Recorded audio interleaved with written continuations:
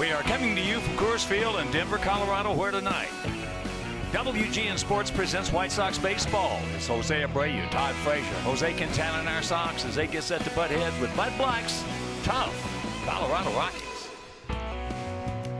Hi, everybody, and welcome. I'm Ken Harrelson with Steve Stone as we get set to bring you Game 2 of this three-game set. If you missed the opener last night, you didn't miss a whole bunch. We gave them 6 outs in the first inning. They scored 4 runs and went on to win that ball game 12-4. But one thing about it, they got some guys that can swing that bat. Blackman and Parra are pretty good. Up and down that lineup, they got guys that can really hit. And Charlie Blackman, 19 and 60 on the power numbers, and Gerardo Parra sitting 327. And last night they were a two-man gang. They were 6 for 9, a couple driven in. They scored 4 runs combined. And Blackman's going to the All-Star game. Parra's just coming back off the disabled list, but it gives him a couple of left-hand hitters that make a difference in the ball game, and that was certainly the case last night. And, of course, Jose Abreu for us, well, he continues to swing that bat. He had 3 hits last evening. Jose Abreu is hitting .298. He's knocking at the door at .300. He's driven in a whole lot of runs, hit 16 home runs. He's got 58 driven in, and last night 3 for 4. That's the 10th game this year with 3 or more hits. So the big man is getting it done. This park is certainly to his liking. Most hitters do like it. And Jose last night was equal to the task. Hopefully tonight a little more of the same. We'll take a look at what he's done on the current hitting streak, which spans 8 games, hitting .333, hit 3 home runs, 4 doubles. He's driven in 7. So he's getting the job done, and hopefully the rest of his mates can do it tonight, because if they're going to win, they've got to score a lot of runs. Well, we like the guy who's on the bump for us, and they like the guy who's on the bump for them. It's a young right-hander against a veteran left-hander, and Jose Quintana's a veteran left-hander. The young right-hander is Jeff Hoffman. Last time out, Hoffman defeated the Reds. He threw the ball very well in 7 innings, gave up only 4 hits. He's got a big fastball, a very good overhand curve. Jose Quintana in the last 4 starts, 2-0 with an ERA under 2, so he's getting it done. This is a tough place to win. If you're a starting pitcher, you're going to have some problems here. Hopefully you can keep the ball down, throw some ground balls, and we can get it done. All right, Game 2 of this 3-game set. So sit back, relax, and strap it down. White Sox baseball coming your way.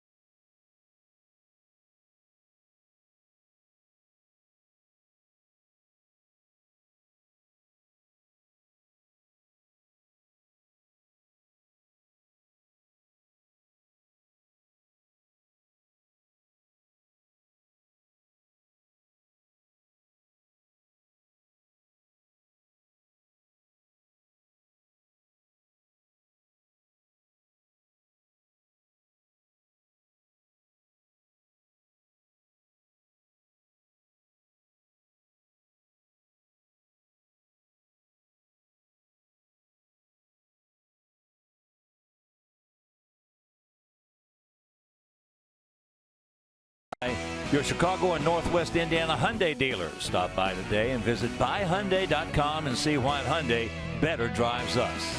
State Farm, here to protect the things you've worked really hard for with home and auto insurance. By Meyer, true Chicago fans. By Ford, inviting you to visit your local Ford store by FordNow.com. And by Xfinity. Xfinity X1 will change the way you experience TV. And by Blue Cross Blue Shield of Illinois, choose Blue Cross and Blue Shield of Illinois, the card to carry it through it all. And by Honda. Great deals are waiting for you now at your local Honda dealer. Stay tuned. The White Sox and the Rockies swing for the fences. Coming up right here over WGN.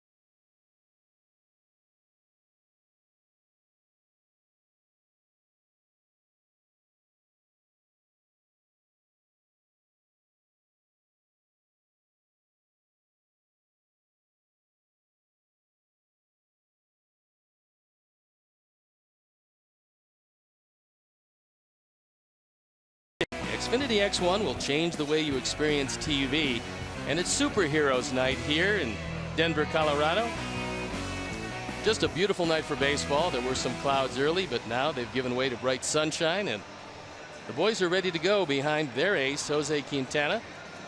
And Colorado winning a ball game at home last night, finally scoring some runs, and this ball club finds themselves 8.5 games in back of the Dodgers. They're 3 games in back of Arizona, who they have to jump over if they're going to get to the NL West lead. And they don't have to worry about San Diego and San Francisco because they are way back, 21 and 25 games back respectively. Ricky Renteria has got his ball club at 37 and 48, 2 more games before the All-Star break. And our Sox are 9 games in back of Cleveland. Cleveland currently winning 1-0 that game in Cleveland against the Detroit Tigers. So the Colorado Rockies, a team at home 25 and 17 here. Normally they're more dominant than that in this ballpark, but they played very well on the road, and that's been the radical change for the Rockies this year. They're 26 and 21 on the road. Normally this is a team that will get killed away from Coors Field, but not so this year. So the Rockies take the field. The White Sox Dunkin' Donut lineup. America runs on Dunkin', and this is how Ricky's going to line them up tonight. Adam Engel in the leadoff spot playing center field. Then it's Melky, who loves hitting here. His career numbers 368. You look at the rest of the numbers, very impressive. Jose Abreu on an 8-game hitting streak. Todd Frazier, Yolmer Sanchez, Kevin Smith has got the plate. Tim Anderson, Willie Garcia, and Jose Quintana rounding it out, and Jose will have a chance to swing the bat. The defense and how they'll line up behind Jeff Hoffman, Gerardo Parra in left, Charlie Blackmon in center, and Raimel Tapia in right. That young man's got some skills, and it's Arenado, Story, LeMahieu, and Reynolds in the infield, with Tony Walters once again behind the plate, and Jeff Hoffman on the hill. The 24-year-old's got a big fastball.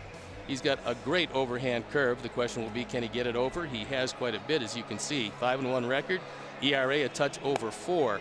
An opponent's batting average of .227, and that's very good for a guy who is in the infancy stages of what the Rockies hope will be a wonderful career in the starting rotation. The umpires for the game tonight. Crew chief Sam Holbrook has the plate. Greg Gibson at first, Jim Wolf is at second, and DJ Rayburn is at third. So last night, the Rockies, who hadn't been hitting a lot of home runs this year, hit 3 of them, and that helped propel them to that win. They got a wonderful performance out of Marquez, their starting pitcher.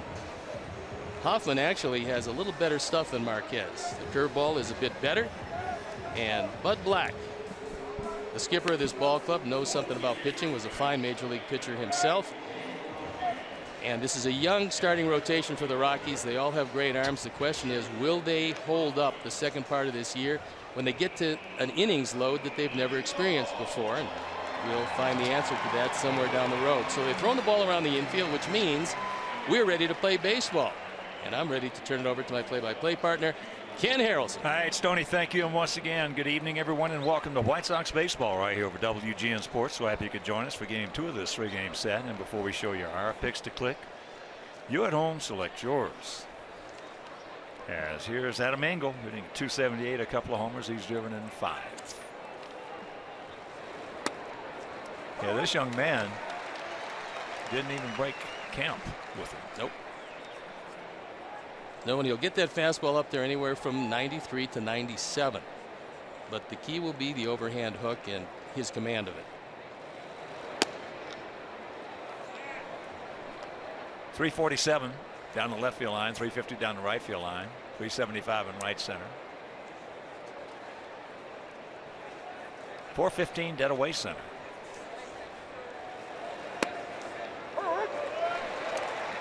There's a strike.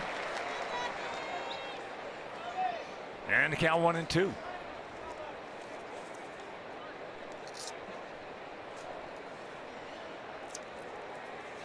Big crowd on hand. They're averaging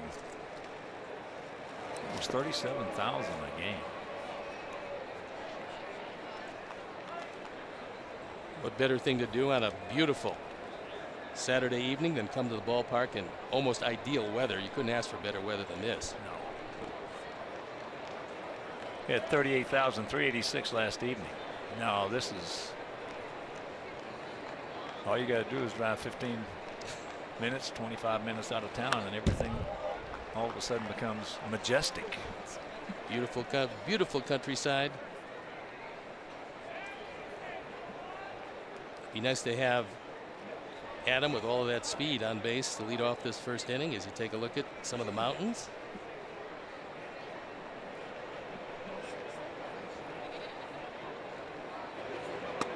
There it is. That's what Steve was talking about.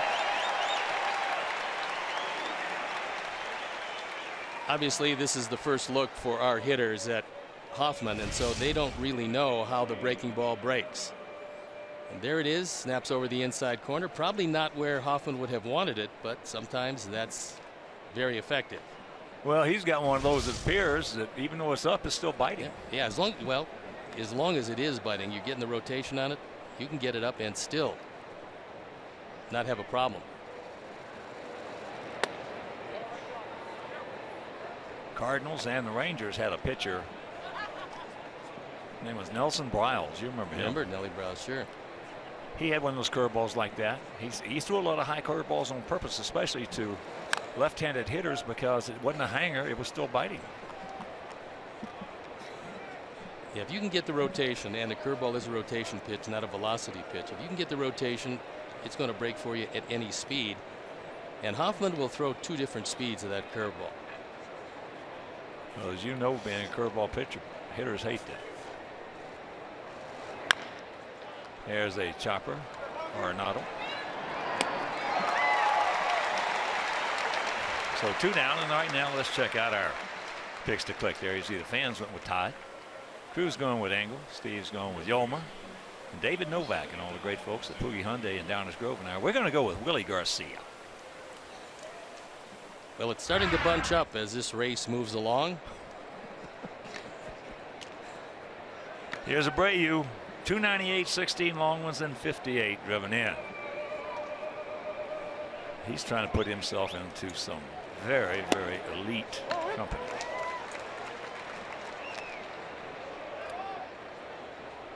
Very elite. He's trying to join Hall of Famer Al Simmons, Albert Pujols, and Hall of Famers Ted Williams and Joe DiMaggio as the only players in Major League Baseball history to record 100+ RBIs in each of their first 4+ seasons. Well, as you can see, he's getting heated up. Last 26, 345, 12 doubles, 25 driven in, so he's hitting it very well.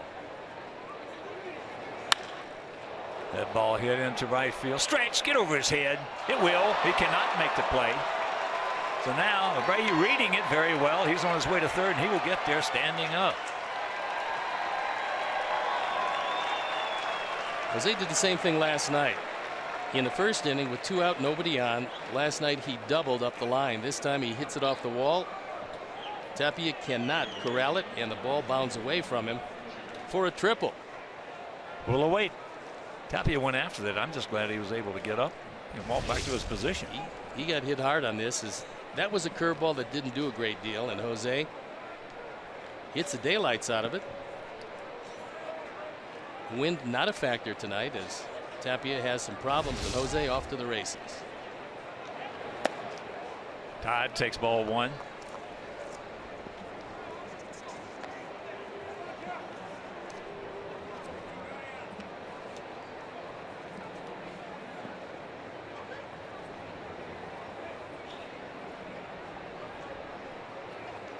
Abreu, that's his third triple.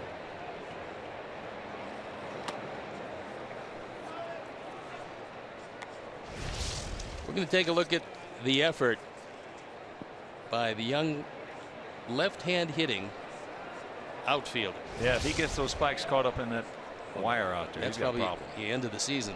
Yeah, broken ankle and maybe worse. 3-0, turn him loose. Well, odds are overwhelming he's going to get a fastball, and Todd has been swinging it a lot better lately. So Ricky normally turns everybody loose until he decides to put on the no swing sign. And there is the walk. Often acquired from Toronto along with Miguel Castro, Jesus Tanaka, and Jose Reyes in exchange for LaTroy Hawkins and Troy Tulowitzki. It was 2015, just for the trading deadline, and they wouldn't have made the deal unless Hoffman was included. So they gave up a lot. They got a guy that got a chance to be a starting pitcher for a long time.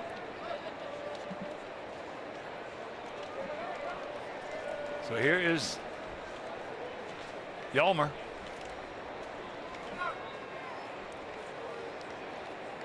Yolmer hitting at .264, 4 homers, 23 driven in.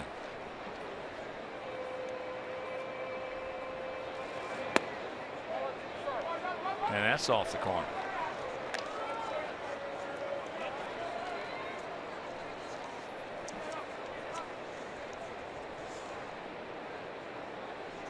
Now field for the most part straight up. Hoffman is yet to throw a wild pitch, which is somewhat unusual for a guy that has a good curveball, because most of the wipeout curves are in the dirt. That ball hit hard into center field. Blackman got a good jump. He can't get there. So now Todd rounding third base. Yolmer on his way to third. And Steve's picked the click. Well, it's 2-0 good guys. I can tell you, I knew that was going to happen, but quite obviously, Yolmer exceeded expectations by driving it over Blackman's head.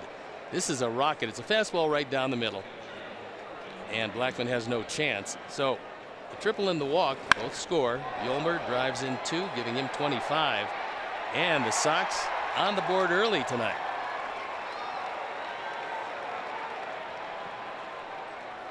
Here's Kevin Smith at 289, a homer. He's driven in 13.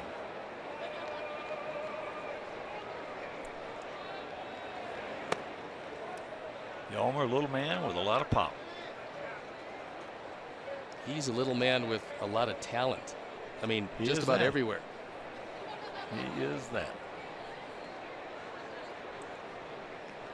Homer is a good major league player.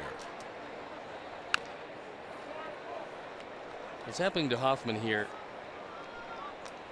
normally will happen to young pitchers a lot more than veterans, in that you go 2 up and 2 down, you got nobody on base and 2 outs in an inning. Young pitchers have a hard time ending the inning, wiping out that third hitter for a 1-2-3, and triple, walk, triple has netted a pair.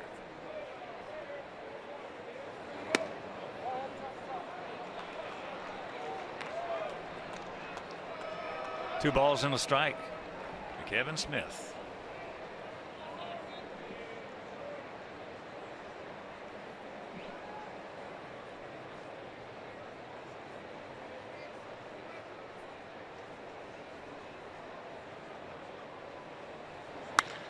And there's a base hit. It is 3-0. Attaboy, Kev. Another fastball. He had well too much of the plate, as Hoffman is not using the corners now, and because he doesn't have a lot of off-speed stuff, when he misses his location, he's got a problem.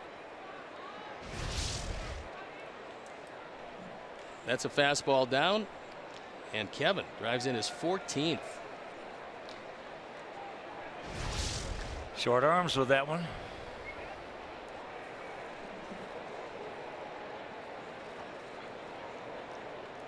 Steve Foster out to the mound to try to calm down his youngster. It looked like it was going to be a very good, very comfortable 1-2-3 first. It hasn't worked out that way, however.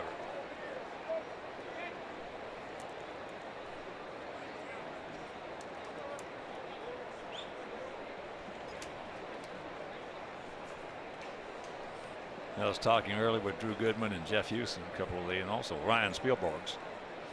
They say this kid will compete with you. That's one of his big qualities. Yeah, he's going to be a good pitcher, but you have to have some patience, especially in this ballpark, because you make some mistakes here. Unlike other places, you really pay the price here when you don't hit your spots. You framed it right. In this ballpark. This is a tough place to pitch. Has been from the beginning.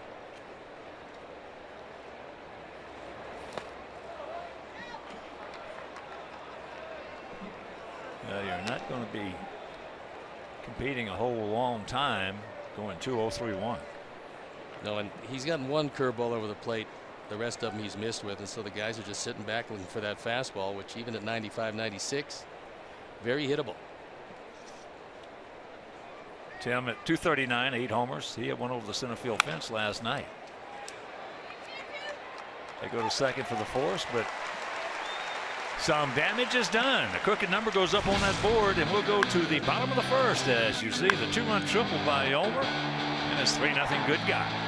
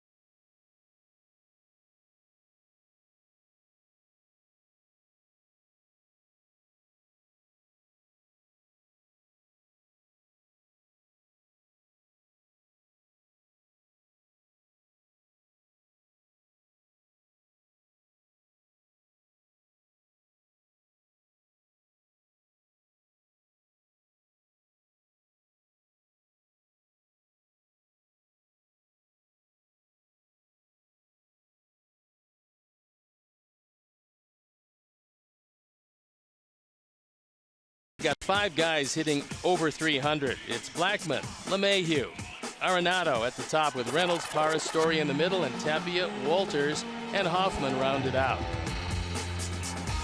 Take a look at the defense and how Ricky's going to put them out there tonight. It's Melky, Adams, and Willie in the outfield. Todd Frazier, Tim Anderson, Yomo Sanchez, and Jose Abreu in the infield with Kevin Smith behind the plate tonight, and Jose Quintana looking for win number 5. Last 4 starts, he's been very good. ZRA is shrinking at 445. Opponent's batting average getting lower. That's at 246. But he has allowed 13 homers. And if you get the ball up or miss your spot here, there'll be a few more on that.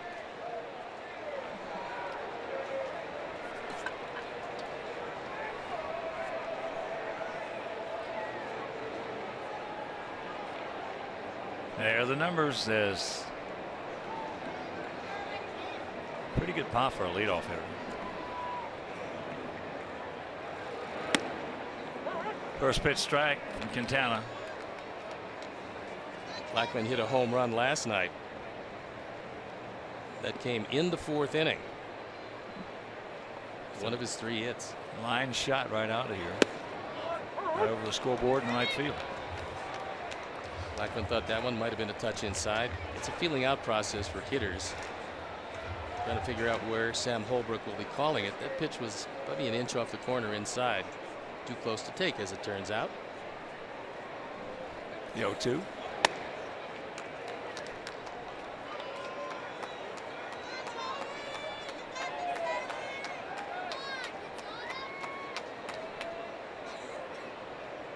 Well, the hitters don't have that luxury today because of the rotations of the umpires.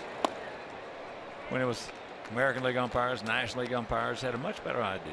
Well, I mean, when you were playing, you probably got the same home plate umpire maybe 10 times in a season. And we went over the umpires in the meeting. Well, the hitters meeting. That's as much of a scouting as anything else. You have to know his zone. And it was a lot easier back in those days because all the American League umpires used the balloon. So 99% of them were high ball umpires. That's why right-hand hitters historically were high ball hitters, left-hand hitters, low ball hitters. But when the umpires gave up the balloon chest protector, they all got in the slot, which is between the catcher and the hitter, as you see where Holbrook is there. Yanks that one foul.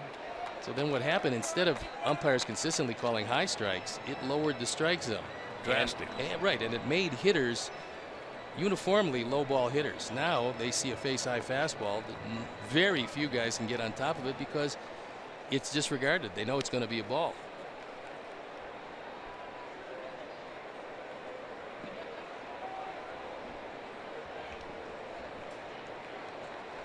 Two delivery.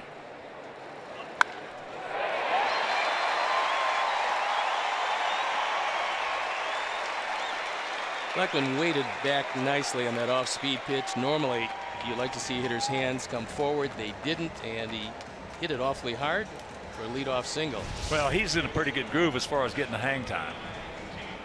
When you get hang time, those hands stay back. When you don't, those hands move forward. And hang time, you're talking about the front foot coming up. Right. And for probably in American baseball lore and history, the poster child for that was Stan Musial from the St. Louis Cardinals. And in Japan, Sadahara, yes, he was had the a huge high leg kick. Well, his was actually a lot, well, not a lot, but appreciably bigger than Musial's.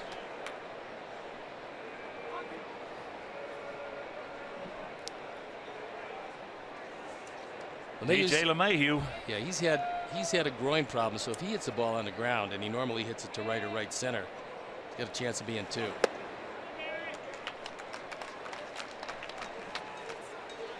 2-0 the count. And there's some that were talking before the game about how this is a very meaningful start for Quintana. Well, there's certainly a whole lot of scouts watching it,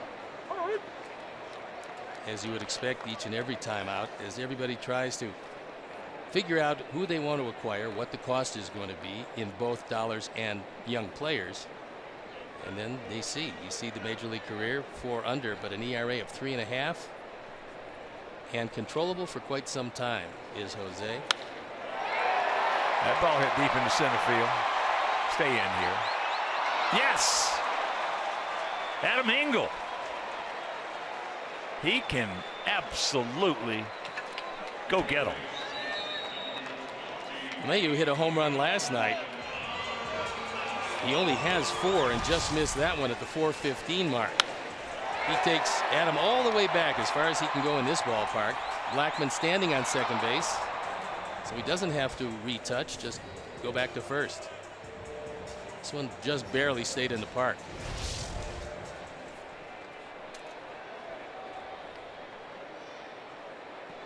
So here is the face of this franchise. Nolan. Arenado. There he goes. No chance.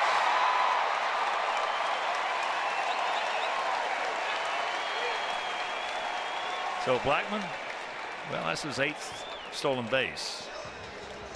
Been caught 6 times, so although he does have speed, he doesn't have the best technique. But he gets a good jump here. He's going on first move. If Jose goes to first base, you pick him off. If not, he steals it easily. And that one looked like it got a piece of him as he slid in and did not go into center field. Arenado, 5 RBIs last night, hitting at .302, 16 long ones, and 68 driven in.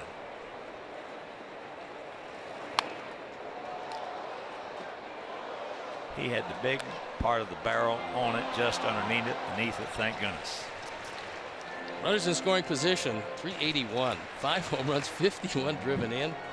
So not only is he an excellent defender and a very good hitter and a very powerful hitter, but he's also a clutch hitter.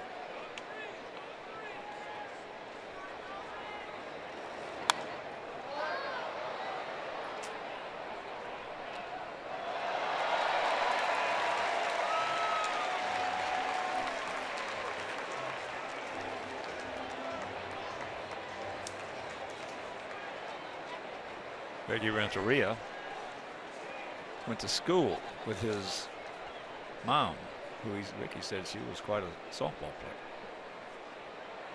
Well, he got pretty good genes then, because there's not much he can't do on the field.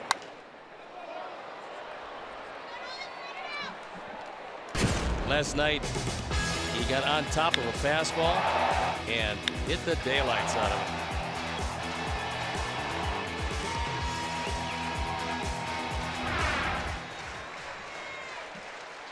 He's won 4 consecutive Gold Gloves.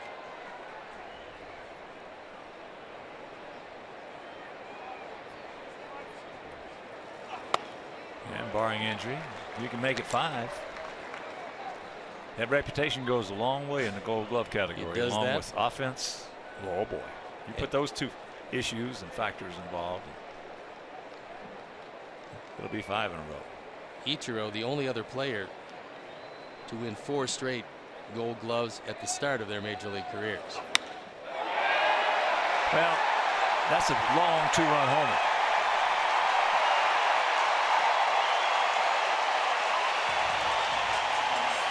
And it's a 3-2 ball game.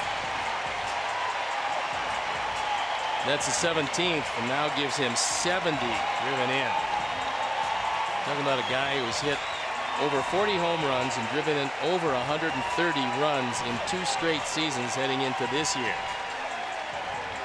And just like that, it's a 1-run game. They tried to get it inside, wanted this pitch probably inside another 3 inches, didn't get it there, and Arenado able to get the good part of the bat on it. That's 3 hitters and 3 hard hit balls.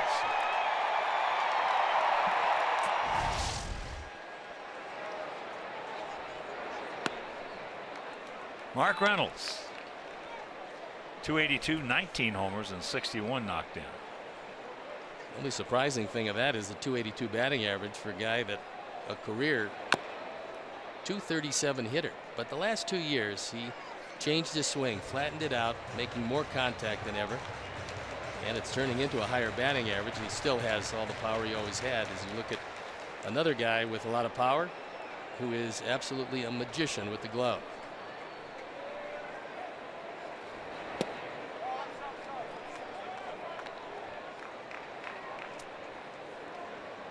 Two and one.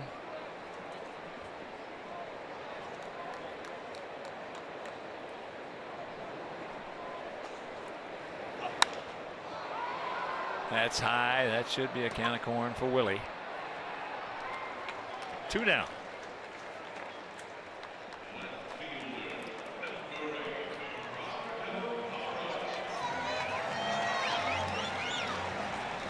There is one idiosyncrasy in this ballpark, and they really started it here, taking the left fielder and playing him pretty much in the gap in left center, because he hit it down line, it's going to be two anyway, but the spacious alleys here necessitated that the left fielder play off the line a bit more.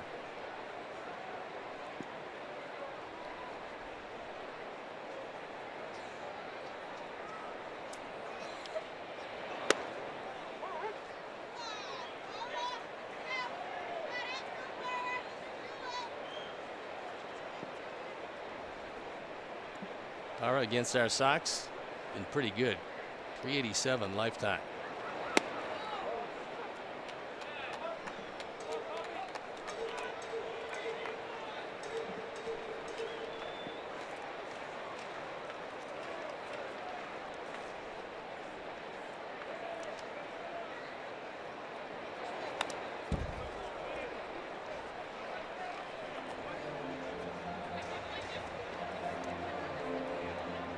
Just back off the DL.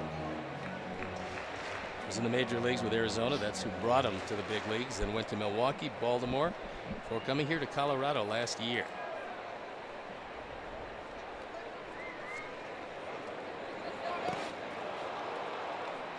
He gone.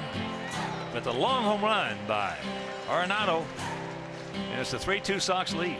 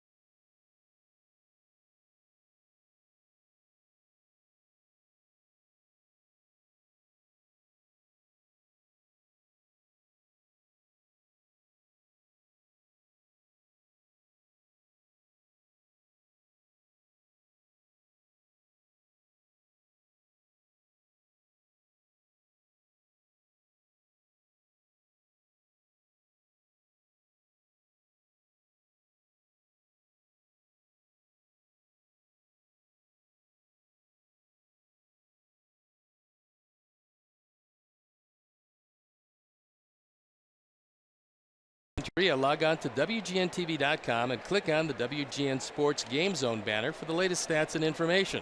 Game Zone is powered by Dodd Camera, family owned and celebrating over 125 years. So Dodd Camera, where the focus is on you. Well, that young 24-year-old right-hander just had a big weight lifted off his shoulders with that two-run homer by Arenado. And now you go back out. Your team has gotten you within one. Go back out and go right at it. There's a high chopper and it stays in the air long enough. So one out. LeMahieu's Gold Glove winner at second base. Been hampered somewhat by the groin issue, but when he's healthy, He's very smooth out there, and certainly rated properly as one of the better defensive second basemen around. Well, if you take a look at this Colorado club, they are much better when you see them up close and personal than they are from afar, and they probably get the fewest amount of publicity of any major league team.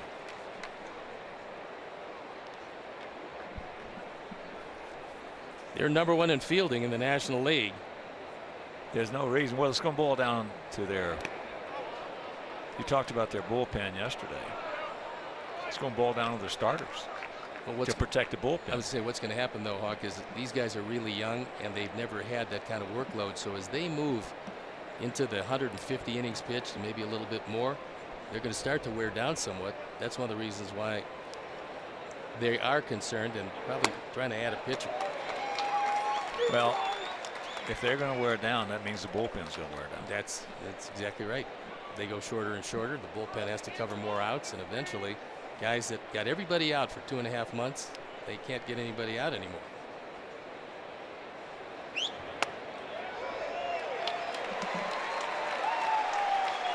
Two down. And a reminder, winter is coming to Guaranteed Rate Field on July 19th as our Sox take on the Dodgers at 7:10 p.m. for the Sox Social Game of Thrones night. Game of Thrones night. Purchase a special event package to receive a ticket to the game as well as a limited edition bobblehead of Southpaw on the Iron Throne.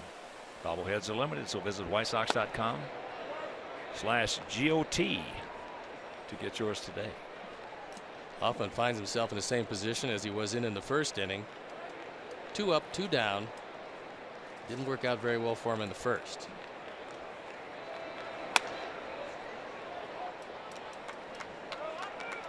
Two and 0.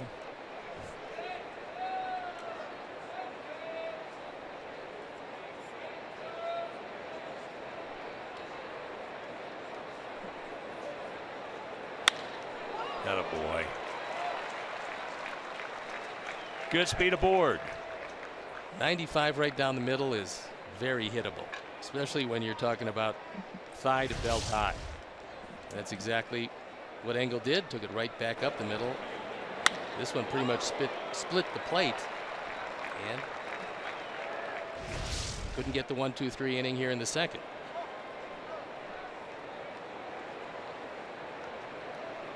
Here's Cabrera, grounded out to Arenado. Hoffman is pretty quick to home plate. Adam has a good lead. Looking at the times that Hoffman took last time in a stretch, it's 1.3 his major league average. He was 1.15, 1.21, so he's better than major league average at delivering the ball to the catcher and giving him a shot at throwing out a would-be base stealer.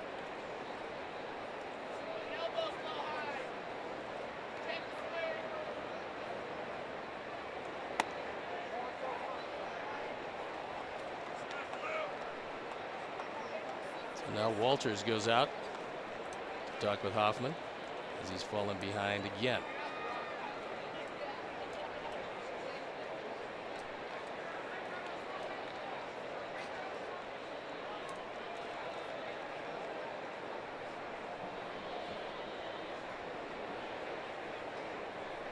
Seven-game hitting streak for Melky. Things going very well. 400, couple of homers, and 7 driven in.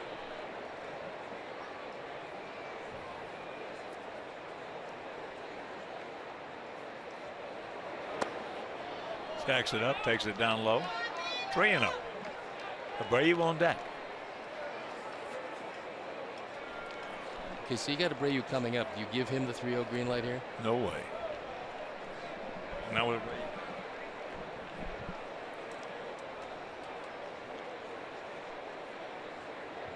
Even though Melky's been swinging the bat good.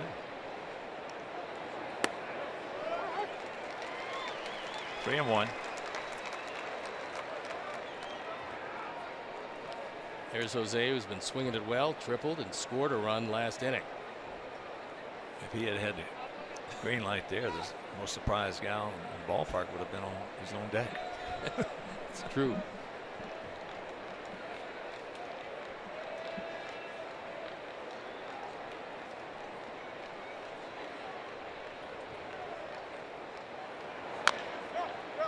And that's yank foul. So a full count.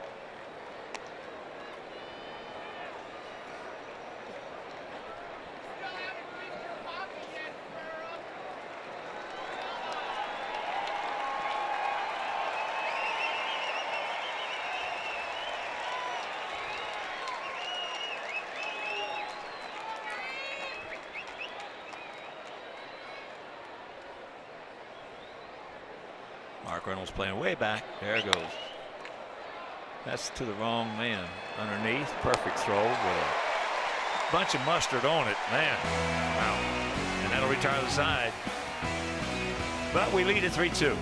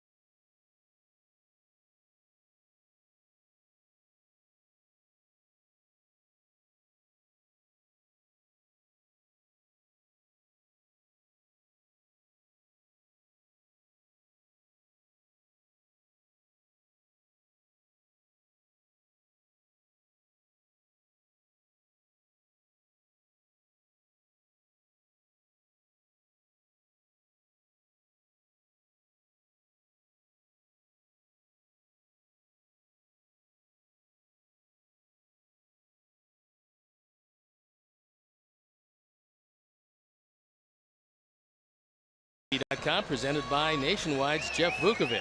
Go to jeffvuk.com or follow him on social media because Nationwide is on your side.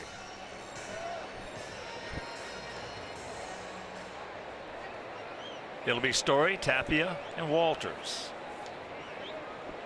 here in their half of the second inning. Just a gorgeous, gorgeous evening here in Mile High City. And that's in the gap. Leadoff double. You know, I was just thinking last inning, Steve, about this, just looking at this Rocky lineup. Of all the teams we played this year, 1 through 6, they're the most dangerous team we played. They got some really good hitters, some powerful hitters. The addition of Mark Reynolds certainly helps them because he's going to hit 40 most probably in this park. But you're right. Those guys are, there's some good hitters, but they're also very dangerous. They're dangerous. Yeah. I tell you, and then the 7th place hitter, even though he only has right at 100 at bats, the guy standing at the plate right now, he's hitting 323. Now they like him a lot. And he gives them yet another left-handed bat. Takes the bunt, takes the ball, but yeah, this is the most dangerous 1 through 6 hitters we've seen this year.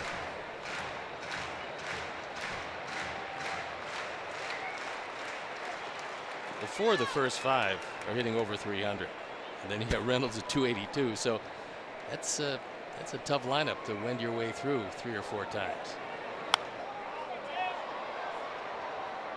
That is not a good effort right there.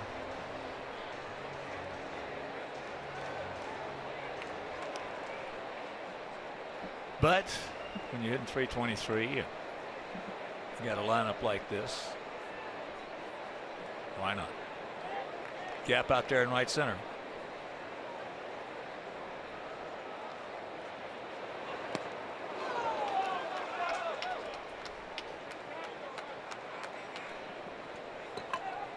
One ball, two strikes. Game 2 of this 3-game set. They won the opener last night, 12-4. First inning was just an ugly inning, giving them right at 6 outs. Yeah, 4 in the first, 2 in the second, and the 2-run homer by LeMahieu. Pretty much at that point, the way Marquez was throwing, pretty much was end of the line. He gone.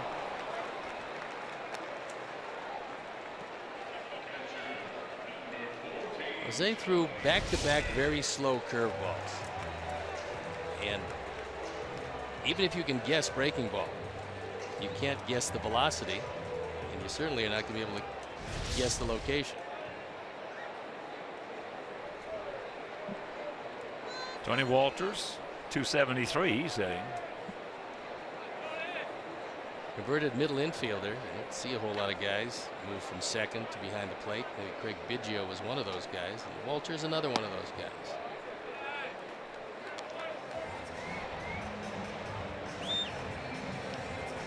Runs in scoring position. Tony's been outstanding. 355.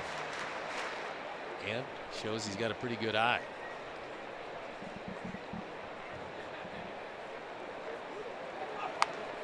Watch out.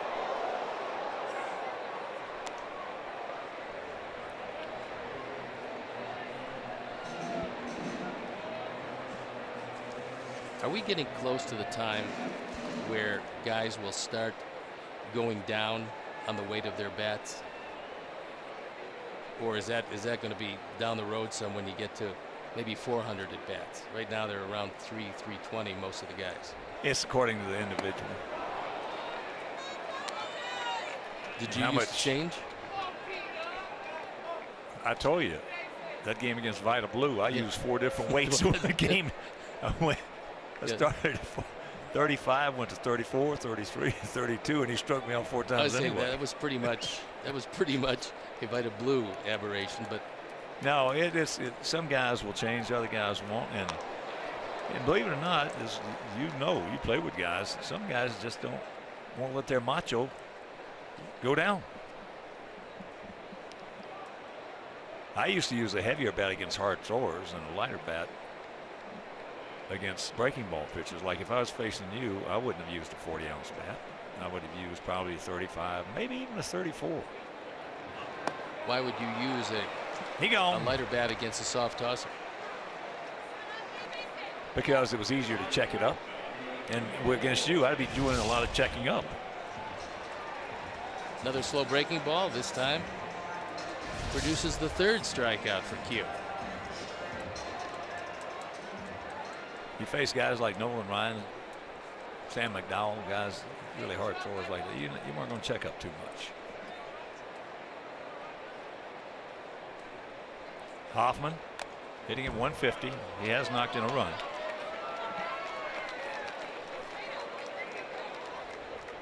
Marquez last night certainly helped himself. He had a double and a single, was 2 for 3, and scored 2 runs. You know, I get a lot of text and email throughout the course of the year from parents saying, Hawk, what weight bat should my son use? A lot of them, of course, are in Little League or even in high school. And the correct response is use as heavy a bat as their hand strength will allow. But choke up on it. Do you have to teach a technique for guys to check up their swing? I mean, because everybody does it differently. Some guys just drop the bats. Well, to me, that's one of the best. Just drop the bat. But, you know, you and I have discussed this a lot as far as they don't work on it. And it's something as that ball gets away, but should be no problem. Ooh. They get him. Strikes out the side after the leadoff double, and it's still 3-2 Sox.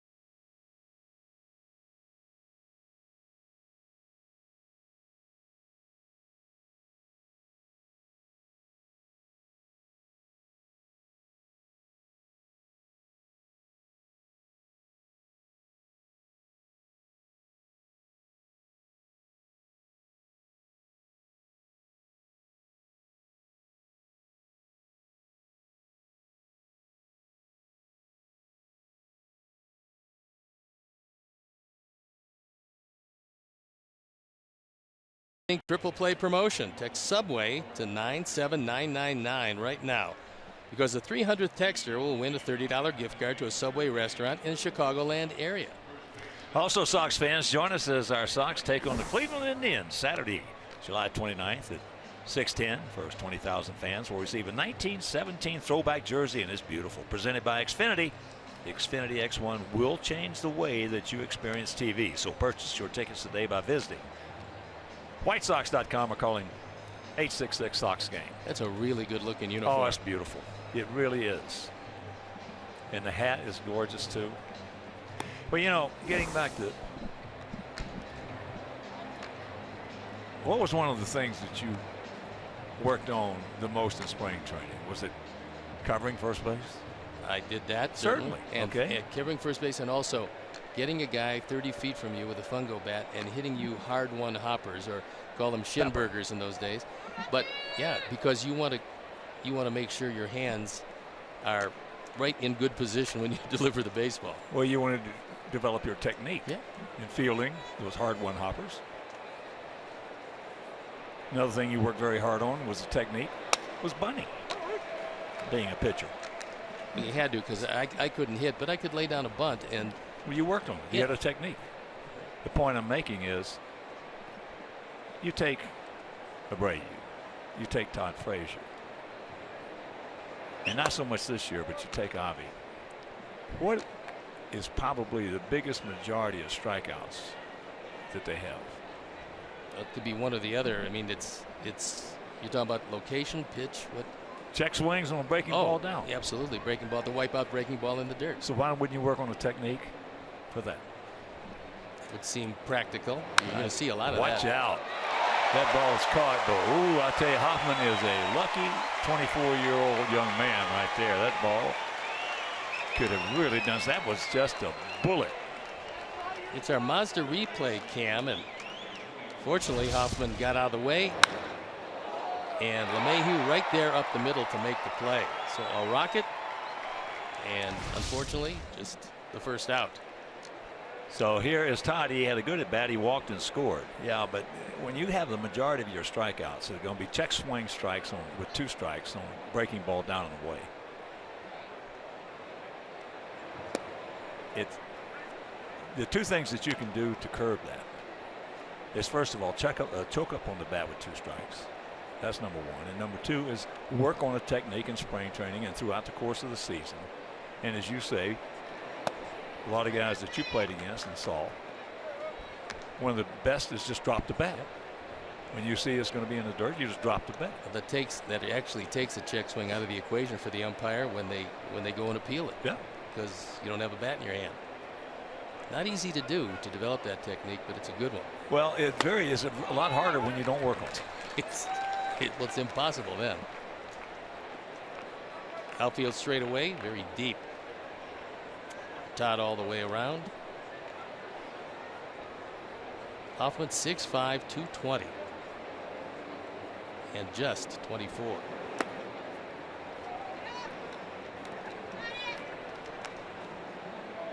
Three and one to count. Yeah, it's hard to develop a technique, whether it be stealing a base, checking a swing, if you don't work on it.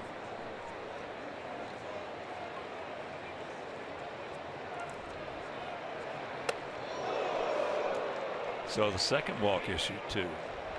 Tied. And the second walk of the game for Hoffman. Here's Yolmer. He got us off to a good start in the first inning. 2 out, 2 on. And he hit one over Charlie Blackmon's head, who got a good jump on it. So that shows you how hard he hit it for a triple to knock him in both in.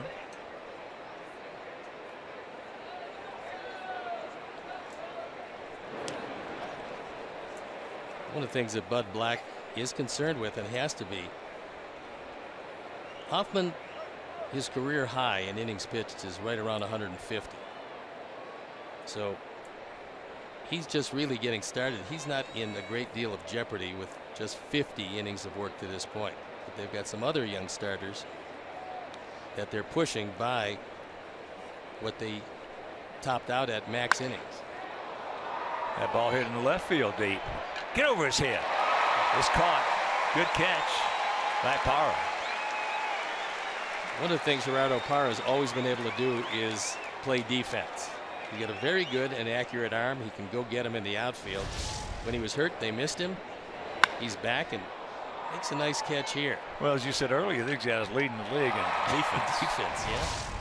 They're strong. Left side of the infield is unbelievable, and the right side has gotten much better with Reynolds having a banner year defensively, and the Gold Glover DJ LeMahieu at second. Well, everything is contagious in baseball. If you're going to play on a good defensive club, you're going to work your behind off and bring that defense up. You don't want to be the black sheep. Yeah, the one hazard. Nice pick by Walter. As he goes out, he wants a word with Hoffman. Hitting is contagious. Defense is contagious. And the Braves were the poster child there for a long time as pitching was contagious. A top U situation. Well, it was really interesting because when John Sherholtz came there, and he left Kansas City and he came there, he made 3 acquisitions via the free agent route the first year he was there. Now, Terry Pendleton won the MVP, switch hitter, excellent defender at third, but he brought in Rafael Belliard and he bought in Sid Bream. They could all catch the ball. That's what he thought. His young pitchers were getting to the point where they were good enough, so they needed defense, and that's why he brought the 3 of them in. That breaking ball misses. Kevin had a line shot RBI single in the first inning.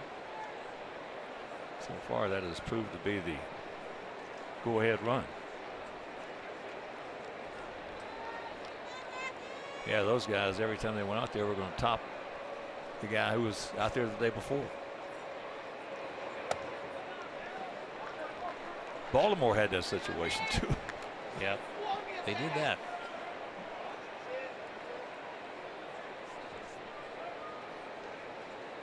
Funny thing about those 420 game winners they had one year, they all were nice to hit at. Meanwhile, you couldn't hit them. That was Cuellar, McNally, Dobson, and Palmer. Yeah. You're not going to see that anytime soon.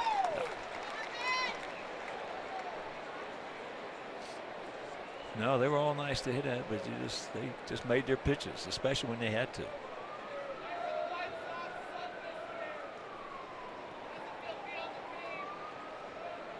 I'm not saying they were comfortable, both the fours. They weren't, but they were nice to hit at.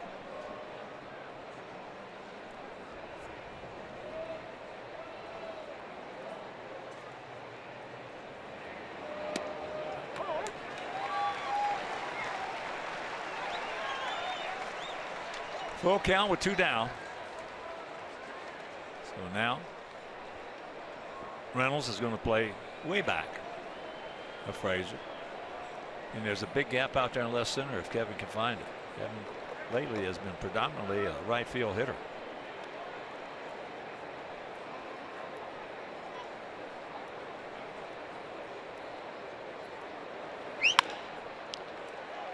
Wrong man.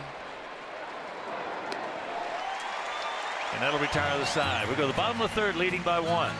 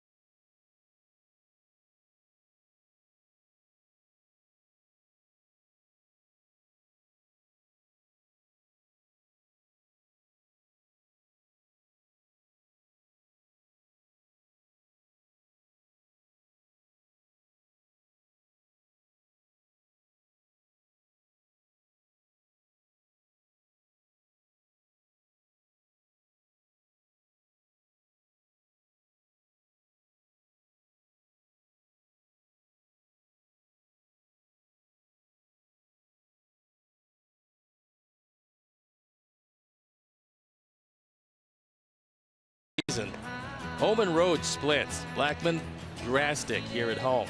Parra much better. LeMahieu obviously better. Arenado and Reynolds. This is a hitter's paradise. On the road, not so much. And Ryan Kelly, thehomeloanexpert.com, brings you that. As you check out our Xfinity, which will change the way X1 that you experience TV. Tail of the tape, 3-2 good guys.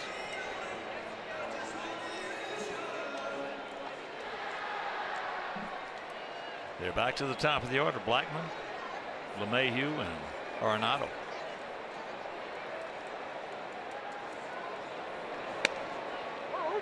Blackman started it off with a bullet single in the right field, then stole second.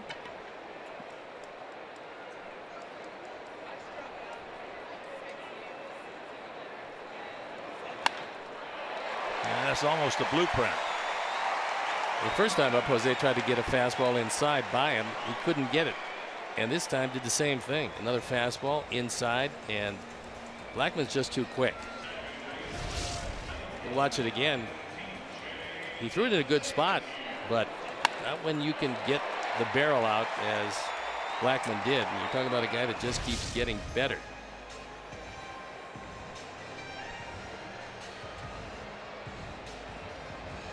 Here's LeMahieu. He hit one deep, taking Adam Engel back up against the fence and dead away center field.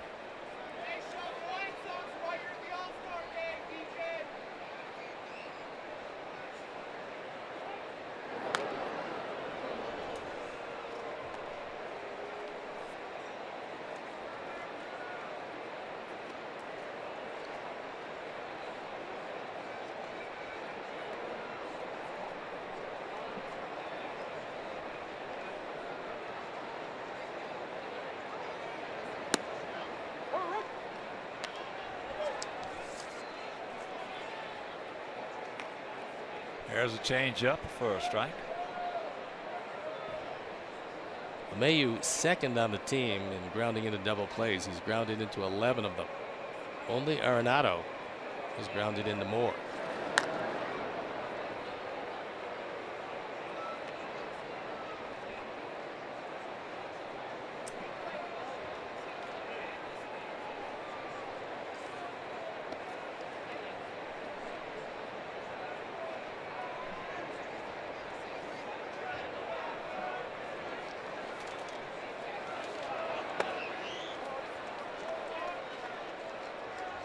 Blackman, as we mentioned, picked up his 8th stolen base and 14 attempts back in the first inning.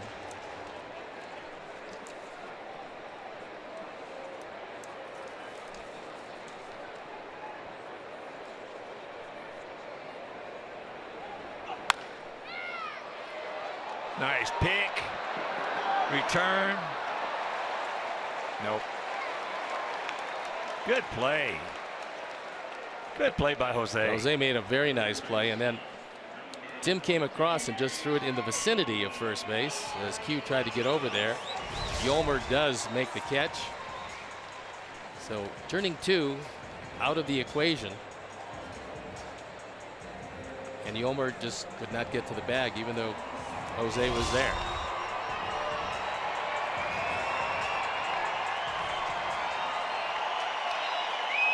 So here's Arenado.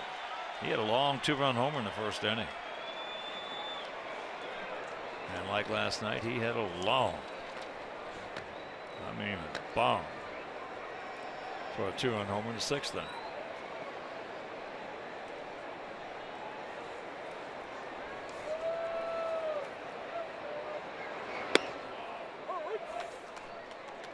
Time now for our 4th drive of the game. And there it is. 2 nights, 2 home runs. Ford is inviting you to visit your local Ford store or buyfordnow.com. Yeah, well, he's not going to be, Arenado's not going to be the managing partner, general partner, but he's got a chance of being a partner. They're gonna have to give him some substantial dollars because he's young. He's one of the league's best on both sides of the ball, and he's durable. Plus, when you're hitting in excess of 40 home runs and driving in excess of 130 runs a year, you are incredibly valuable. There you see the last couple of seasons, been magnificent.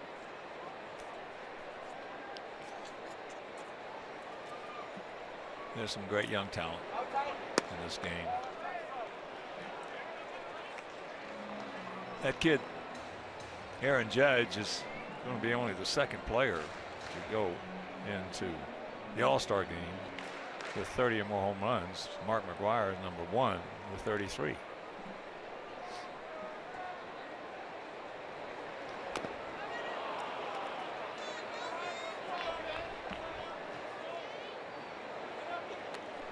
Well, he can swing and miss.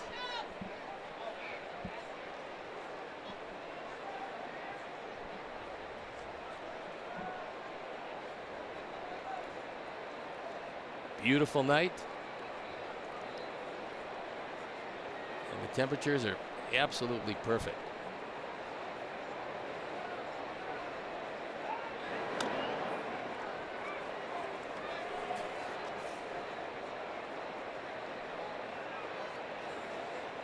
LeMahieu's only 4 out of 8 in stolen bases, just coming off a groin injury, so odds are overwhelming he's not going anywhere.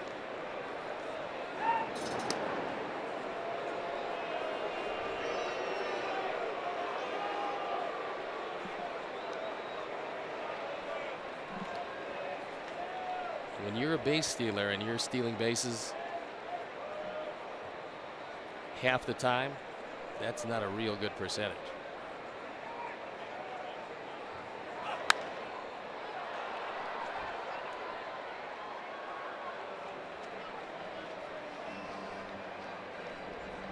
He's only walked, which to me seems unreal. He's only walked 26 times this year.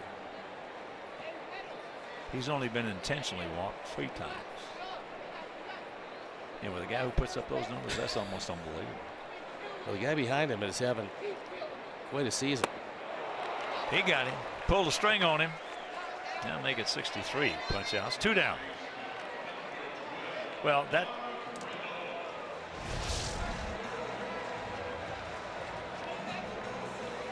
took it off. Had him way out in front. Yeah. Good solid breaking ball out of the zone. Like a little slurve, but he took something off. And there's maybe 5. Choked it. Yeah, you could do that. Slow it down. You can see 5 strikeouts. Nary a walk. And by choking it, I don't mean mentally. Tell him. Yeah, just the fastest pitch you're going to throw is when the ball is out on your fingertips. That's going to be the fastest fastball or fastest curveball. And if you want to maintain same arm velocity, which is essential when you take something off, same arm velocity, you move the ball back further in your hand. You have the same release point, same arm velocity, but the ball doesn't get there as quickly.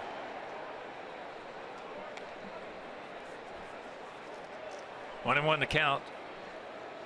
Mark Reynolds with 42 walks leads the team in walks. Also fanned coming into tonight 99 times. Well, he's always going to be right close to that 200. Yeah. Oh, absolutely. If he gets the amount of play. Yeah.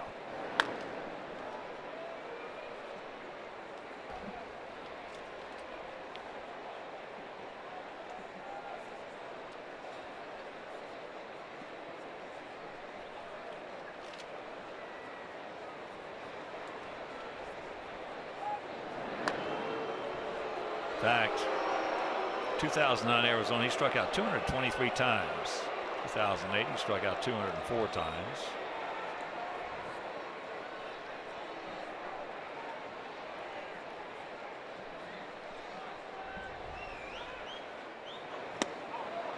Pull the string on him.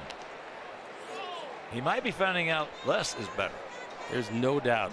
And I found this out from a guy who didn't make the major leagues, was a minor league pitcher, and he said to me, you can get more people out taking something off than you can adding something to it. Like 2 miles an hour on your fastball, you're much better off going well down, as Greg Maddux would say, well down below the hitting speed. That's what he said. That was plan C in his repertoire. Plan A, of course, was his normal stuff. Plan B was when he didn't have his normal stuff. He'd shorten up his stride to give his arm a little more time to get on top for a little more movement. And if that didn't work, he went to plan C, which was unbelievable to me when you're facing major league hitters get below the hitting speed. Well, it certainly helps to have pinpoint control, and Greg had that. He's a great fielder. That helped him. He won 355 games, so it worked. It worked very well for a long time.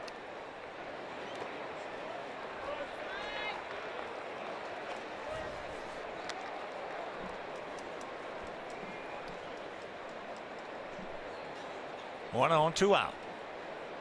2-2 the count.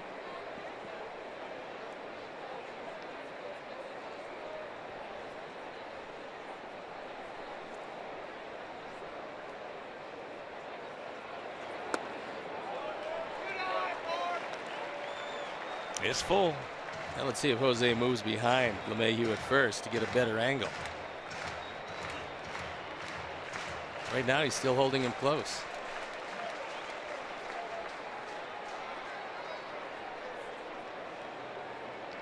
Payoff. Yeah, he did. He gone. The old soft toss. That's 5 strikeouts now.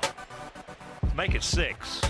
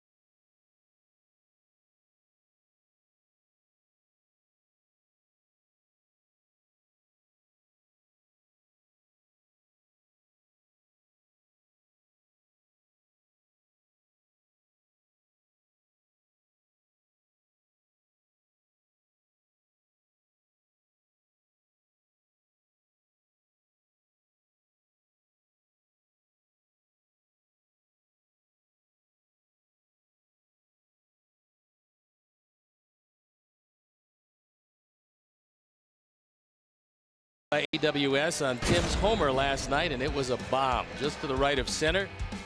He got every piece of this. Looked like a cutter that got too much of the plate, and Blackman runs out of room. The longest of his career exit velocity, 104.7, 451 feet. That's good.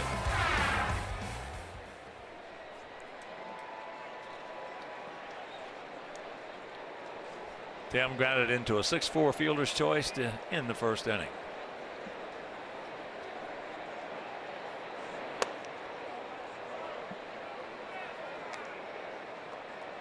So far, Hoffman has been throwing inside to the right-hand hitters, which is good. But he's missing off the plate inside, and if he's behind a hitter, they're going to take that pitch. There's a shot base hit. That's the way to start it off. So they get to it in a hurry. Now he'll just pull it up. And a beautiful throw by Tapia. He hits this ball hard. Doesn't pull off at all. And able to hit a line drive. Took the aggressive turn, which you love to see, but ball was handled cleanly and stayed at first.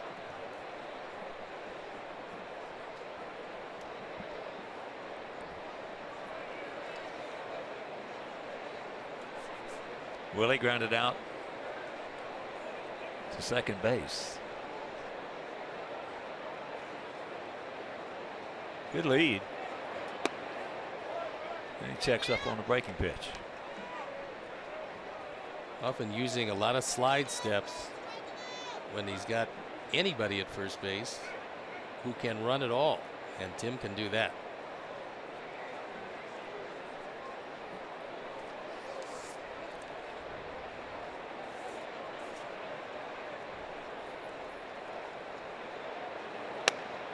There's a strike. Well, I mentioned last night 38,386, and tonight more than that. Yeah, it's a really nice crowd here. They had a lot of the folks bringing their families, walking around the warning track before the game. They were lined up down the block to get in tonight. And down a hotel where we stay. Oh, yeah.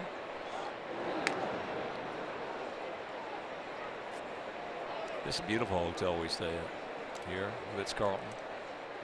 It is a gorgeous place with some terrific people. And things are really, really hot real estate wise downtown. We get a lot of young people to Denver. Denver has just exploded. They got a 2% unemployment rate in the city of Denver. 2%. A lot of job openings in the construction business because they're doing so much building.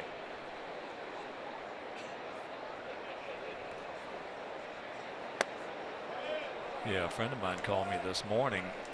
I hadn't spoken to him in a long time. He called me. I didn't know he was out here, and he and his wife moved out here. They're involved in a huge project about 30 miles outside of here.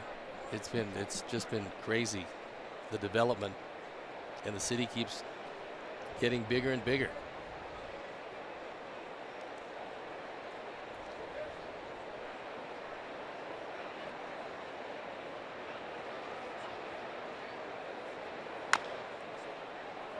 Out in front. So 2 balls, 2 strikes. Willie Garcia, just 24 years old. Tim looks over at Nick Capra. The wipeout pitch for Hoffman has been the breaking ball, whether it's a little bit harder, a little bit slower, but it's a good pitch to run.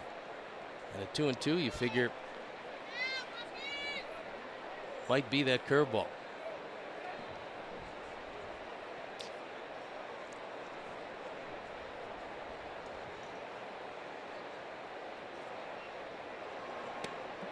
Watch out. Got him.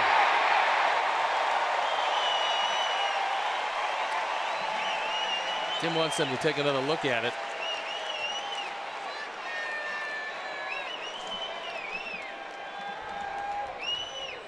At least for the moment, that's what they're going to do. And let's see how this works out. No, we couldn't see it definitively from up here, but it looked like they got him as far as angle we had. Well, Reynolds hit the bag first. That's kind of unusual. He gets the throw. Tim slipped. That's really what happened. And ooh. Ooh. Greg Gibson rings him up, and the boys will play on. That ball hit hard. Stretch.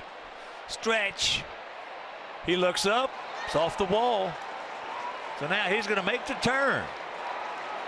And he will get in there with a triple.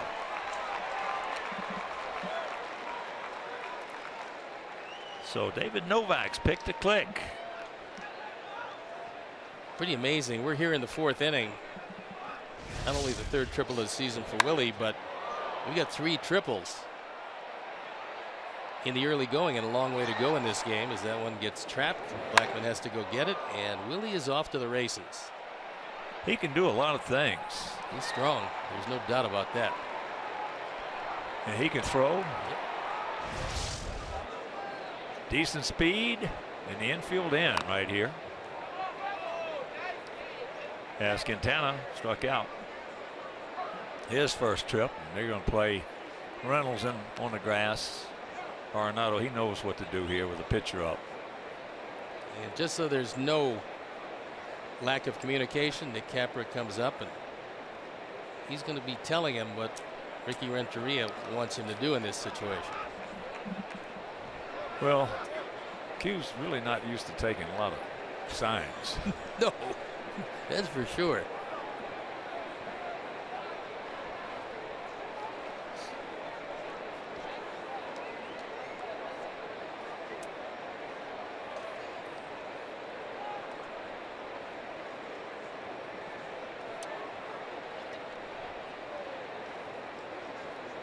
Q struck out on a curveball. He called out.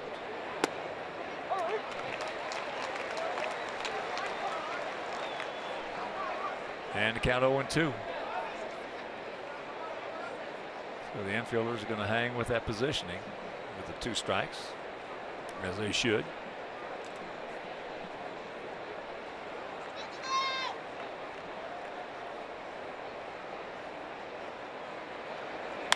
Look at this. Look at this. That's going to get the job done. He made a bad mistake right there, and Q was able to take advantage of it, and it's a 4-2 Sox lead. He tried to throw that curveball a little too hard, and consequently it just stayed up, and Jose driving in a run. He got one up in his eyes and not much break on it. There you see it. Just hangs out over the middle of the plate. What were the odds on that with 2 strikes? Well, now I think it's terrific, but beforehand, not so much. There's a shot. Oh, look at that catch. That is a hang whiffle for Adam Engel. He just absolutely scalded that one. Meanwhile, we come up with one. We'll go to the bottom of the 4th, leading by 2.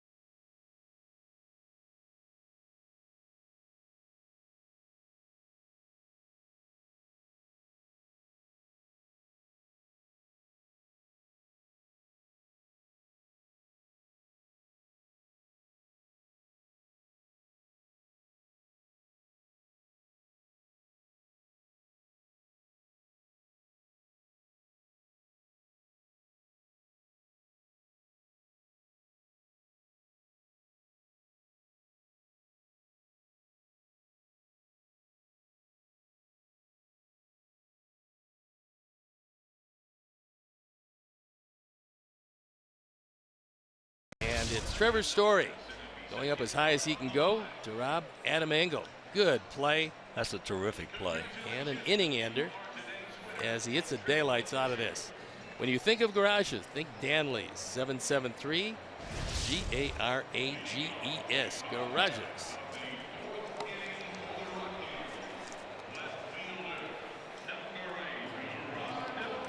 Here's Gerardo Parra. Struck out swinging on a curveball at the end of the first inning.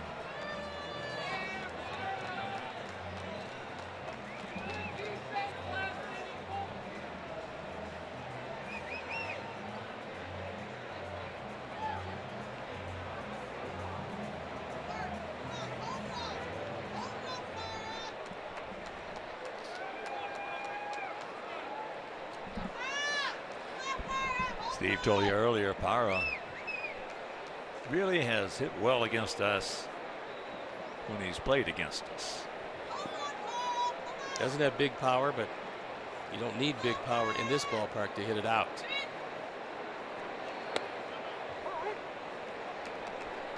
Oh, and 1 to count.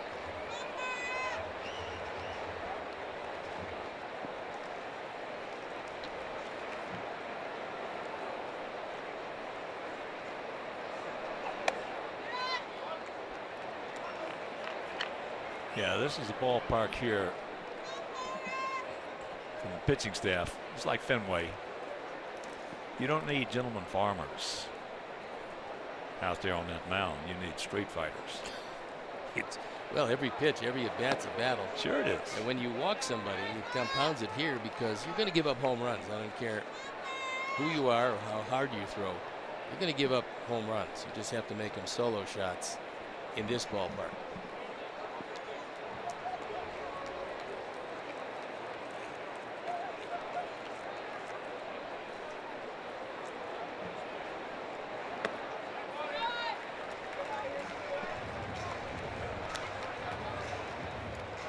Think about it, you can't walk them. 3-1 to count. Now you start walking people here and that ERA is going to explode.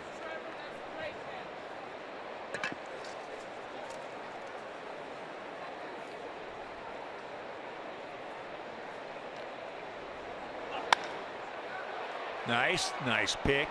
Nice. Oh, almost a nice toss. Hit to jump. But there's one out. And a reminder, the 2017 White Sox are presented by Guaranteed Rate. When buying a home, the best mortgage experience on the planet starts at rate.com. Oh, Rayu, we talked about it last night, Stoney. His defense is trended almost straight up from where it was the first month and a half. Yeah, he had a really tough time in the early going, and then he's worked very hard on it. And things looked a whole lot better. Here's Trevor Story, the shortstop. He was the Rockies' top draft pick in 2011, 45th pick overall. Also played in the All-Star Futures game that was in 2015. Out and around that breaking pitch. Well, last year in 97 games, he only had 372 at bats. He had 272, 27 homers, and drove in 72 in 97 games. In talking to a lot of the people here about Story, what they said was remarkable year, obviously hitting 27, but he probably got robbed by the fence extension in right and right center field. They figure 4 or 5 times he hit the ball high off that thing. It used to be a home run. Now the ball's in play. He's got a terrific swing. He gone when he swings it. You like guys to look the ball in the catcher's glove. I wish they'd get more of a habit of that. We'll take another look. He just threw it exactly where Kevin gave him the target. I mean, he filled up the glove, and Story, a strikeout victim. 7 strikeouts now for Quintana. And here's Tapia. He struck out swinging at a slow curveball.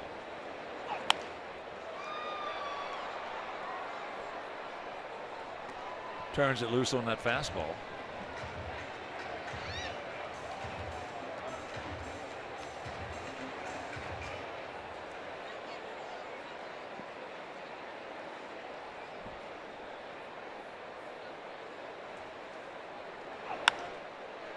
Watch out.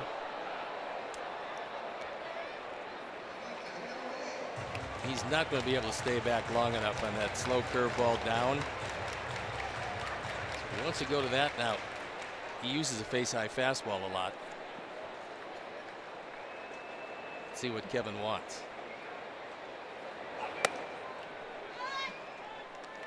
That was way out of the zone.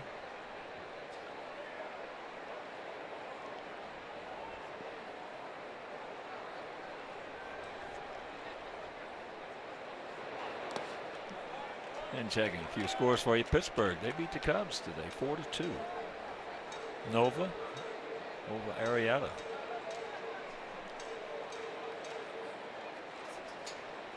Cleveland shuts out Detroit 4-0. And you were right about Francona. He did have an ablation. Yeah, hopefully he comes back. Supposedly right after the All-Star break he's coming back, although he will not manage the All-Star team. And I'm sure Terry very disappointed about that, but he's had recurrent health problems with arrhythmia, and maybe now this can cure it.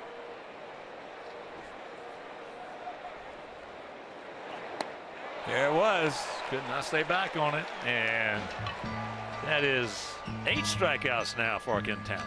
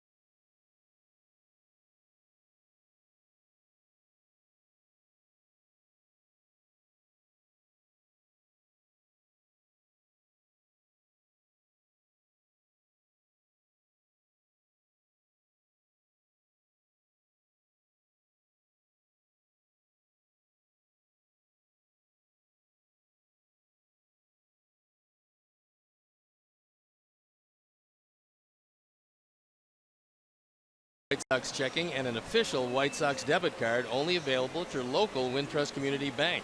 Go to wintrust.com/White Sox to learn more. Wintrust, member FDIC.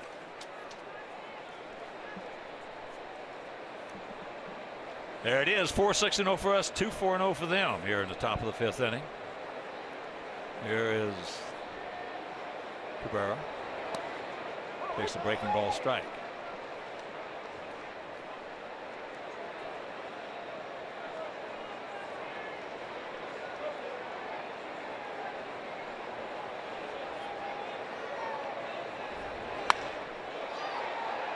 The ball hit into center field.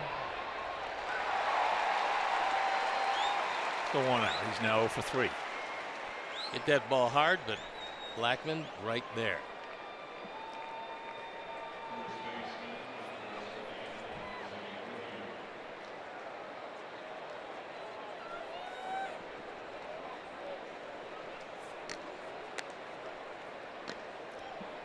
Here's Abreu.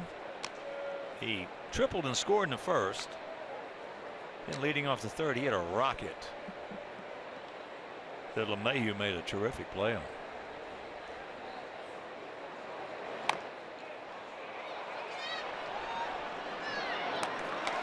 Two down.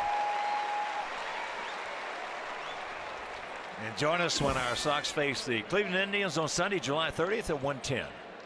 Now the first 15,000 fans will receive a White Sox water bottle presented by the Village of Bedford Park. So bring your business home to Bedford Park and win big. Visit whitesox.com to get your tickets today.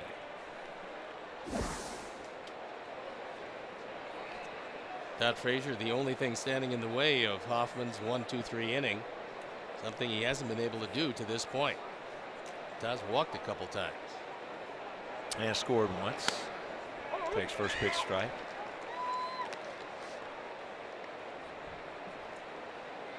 That is a lot of pitches, and it leads Major League Baseball.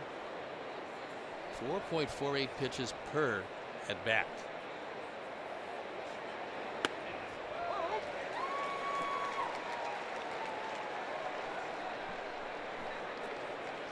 Oh, and 2.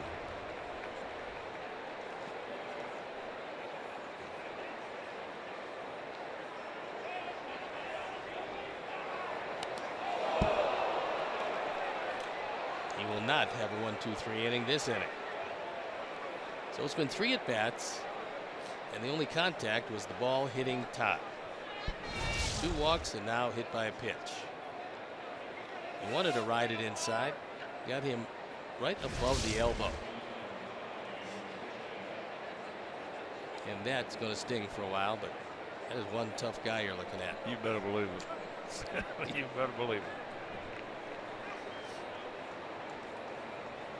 Here's Yolmer. A 2-run triple in the first inning over the head. Charlie Blackmon. And then Parra made a real good catch on him. That could be trouble right there. That could be trouble. It is. So here's the throw. Now they're going to get him a second.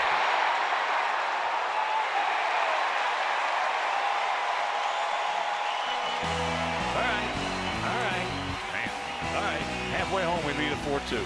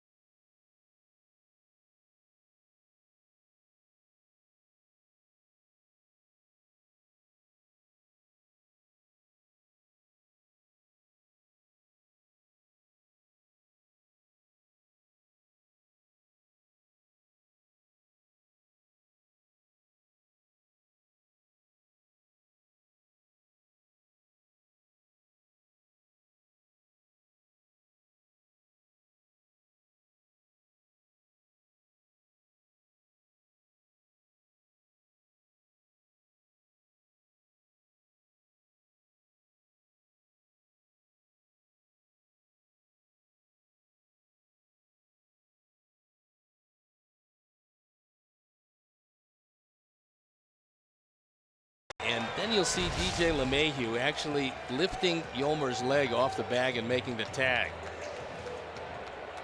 So he's in with the right hand, then the leg comes up, and watch LeMahieu. He's in, but he comes off the bag, and DJ now goes under his leg, actually lifts it, and tags him and gets the out. It's a good play. It's a good play.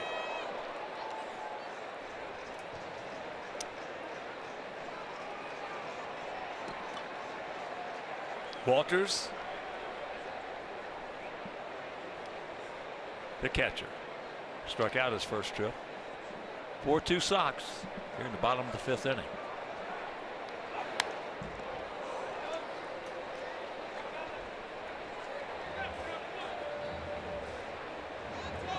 Yeah, you don't see quite as much of that in today's culture of the game, of guys blocking the bag. Used to be commonplace. Everybody did it. Everybody. And now did you'd it. think it would be, with most of the guys going in head first, you would think that it would be used more now, because you don't want to block it off and then wind up getting torn up by his lead spikes, lead cleat. Yeah, well, back in those days too, there were no plastic spikes. They were all steel. Yeah.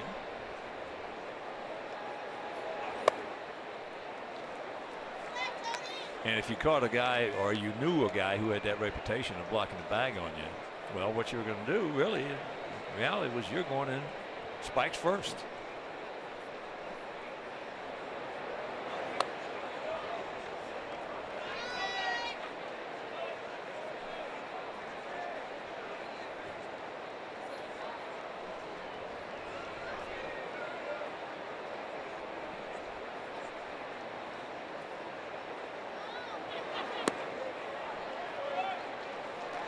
Pretty good pitch, didn't get it. Yeah, that one could have gone either way. It had just the bottom part of the zone, but he didn't get the last one he threw, so now it runs the count full.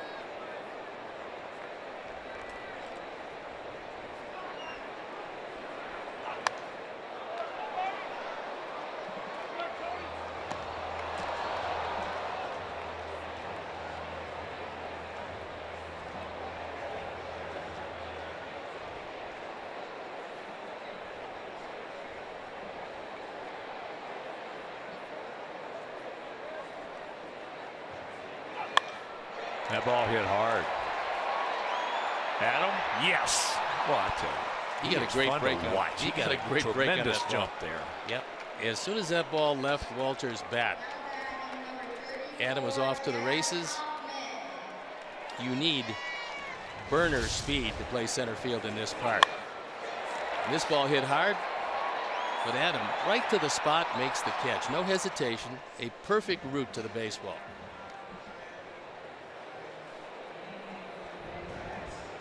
So here's Jeff Hoffman, the pitcher. He struck out. Nice play, young man. Good read.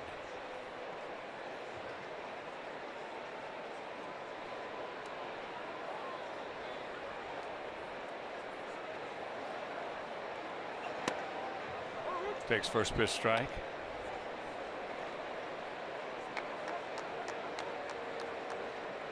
Jose has kept it to a minimum of pitches. This is just number 78 on the way.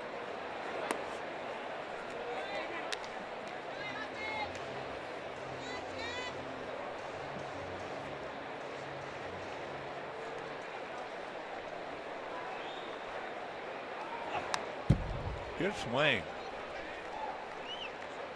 Got his fastball up in the zone. He took a good healthy cut. Maybe look at some pretty good numbers with 8 strikeouts, no walks. Most important thing, he's got the lead.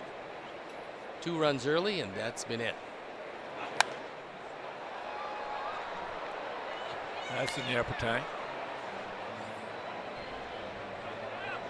Now he's at the 80 pitch mark.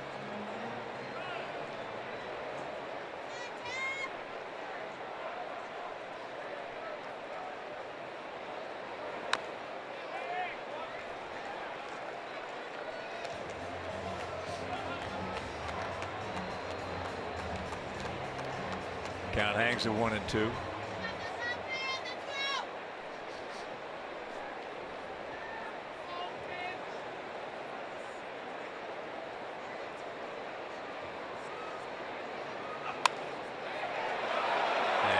should be caught. It is. 2 now.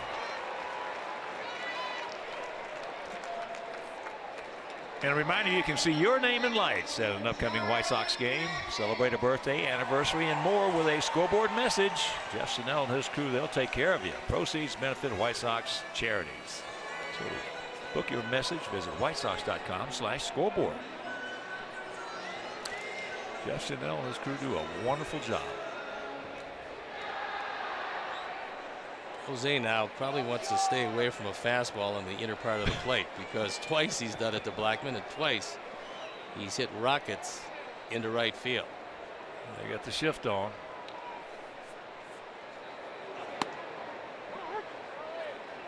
Takes it right upstairs for a strike.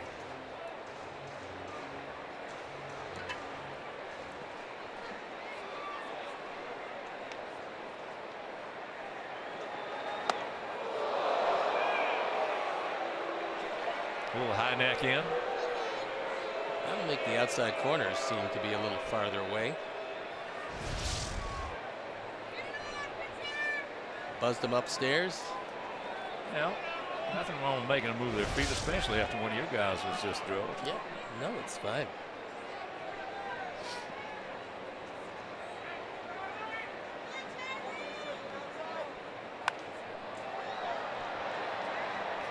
He got it.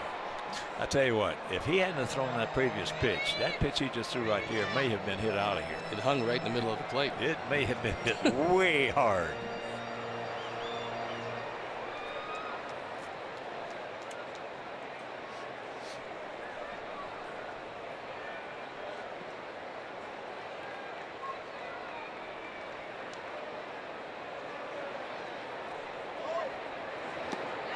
He gone.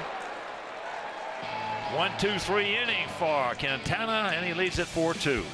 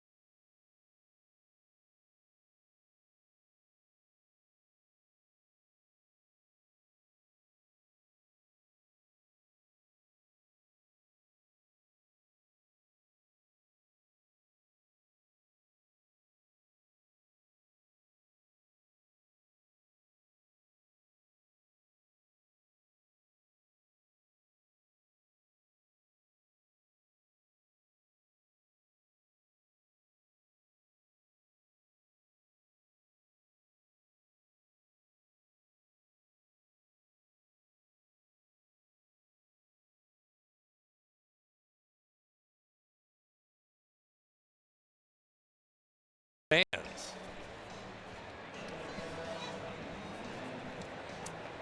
It's time now for the Romeo Orthopedic Injury Report, and it is on Joe Mauer. Placed on the 10-day DL, lower back strain. First time since 2014 on the DL. You look at the numbers, and the injury report is brought to you by Dr. Anthony Romeo, a proud member of Midwest Orthopedics at Rush. Go to RomeoOrthopedics.com or call 312-432-2342. There's a nice chopper, nice grab right there. So Kevin is retired. He's now 1 for 3 with an RBI. Had a 2-out RBI single in the first inning if you're just tuning in. And how about this? Cody Bellinger of the Dodgers has hit his 25th career home run in only his 69th career game. Pretty amazing. That was one of their coveted young players. Only one player in history got to 25 home runs faster. Who was it? Well, it was a man currently enjoying first base with our Sox, Jose Abreu. That's it. That's it. That's amazing. Yep. We're going to see him. We're going to see. We got a home and home with the Dodgers this year. There's a shot caught. I tell you, they have made some. They've been throwing some leather.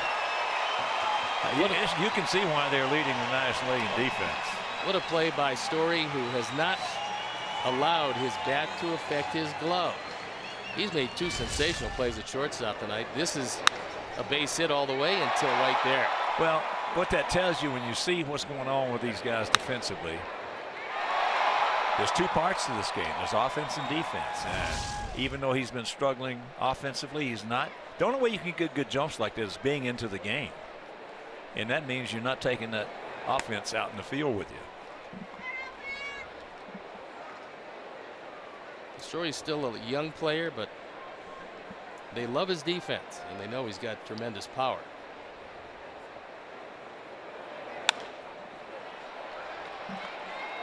Willie pops that one up. He's now going to be 1 for 3 with a triple.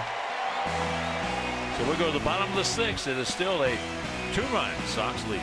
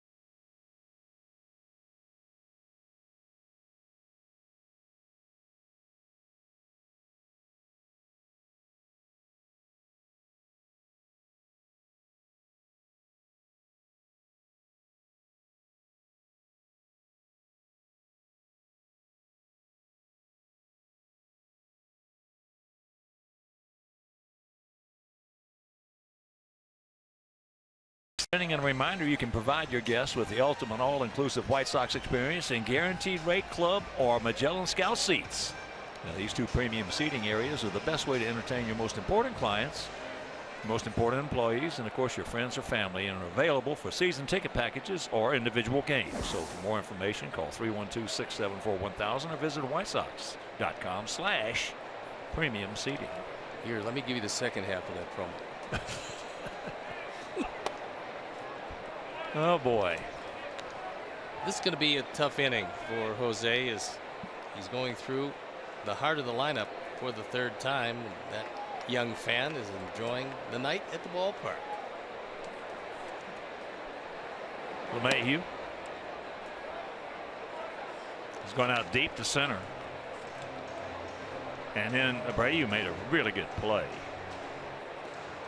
With a man on first, he got the force at second.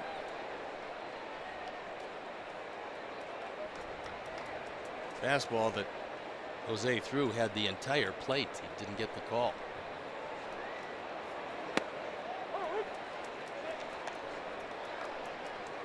Good straight change in a fastball situation.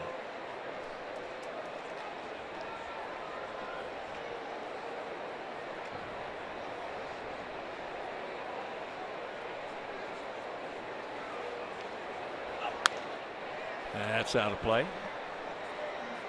So the count evens at 2. One of the reasons why Jose is such a good pitcher is first pitch strike rate of right around 70%. League average is 61%. So getting ahead early normally means you're going to have a strong at bat.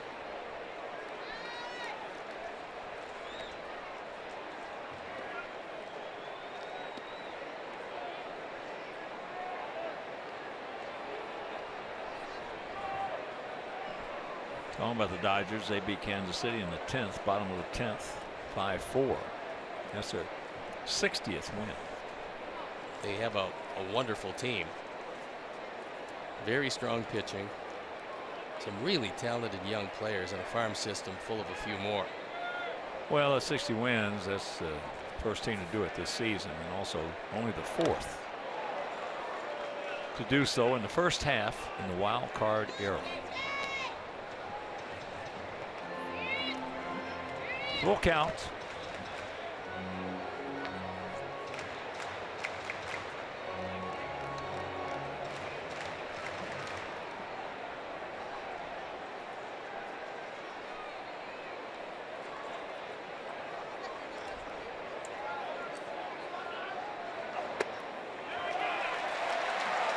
There's the dreaded leadoff walk.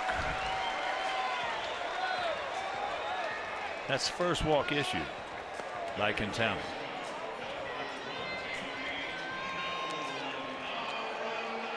So here's Arenado.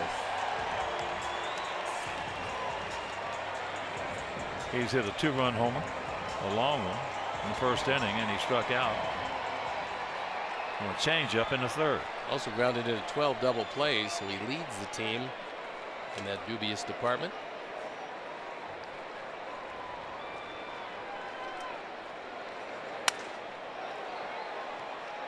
Well, one thing about it, when you get guys of this ilk,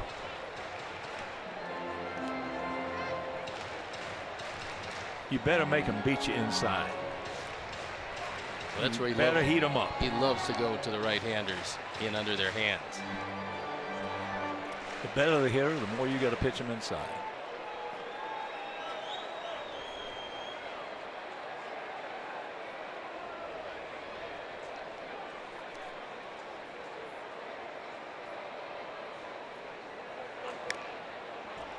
That's why our pitchers in the past had such good luck against Alex Rodriguez in his heyday. They just wore him out inside. If you can get ahead, that's a great place to go. If you're not ahead in the at-bat, not quite as good a place to go.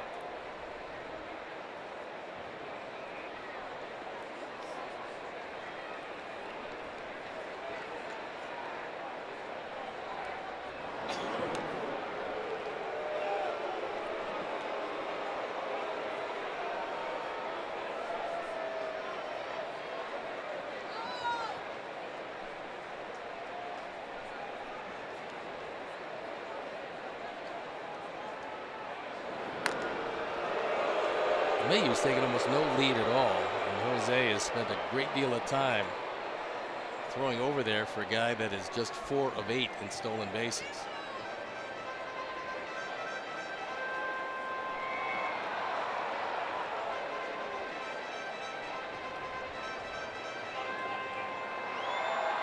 Well, they should come up with some numbers, especially for guys like Arenado.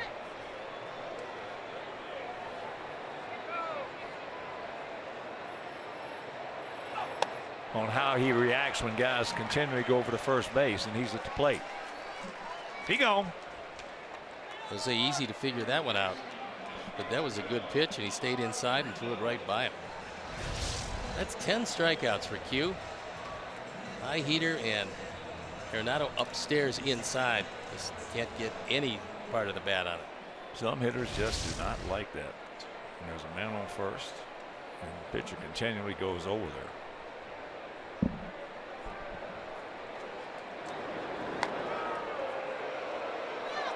Gamesmanship.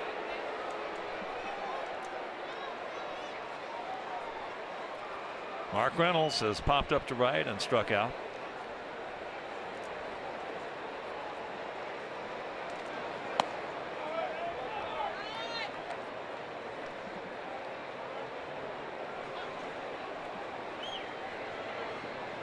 This guy right here, Mark Reynolds, can hit him just about as far as anybody.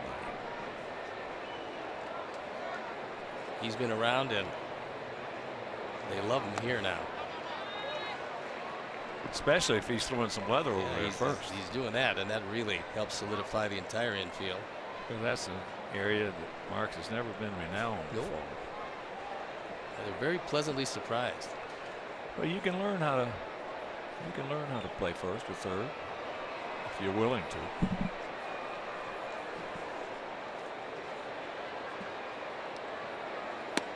There's a strike. It may take might take a few off the chest, off the knee, but you can learn how.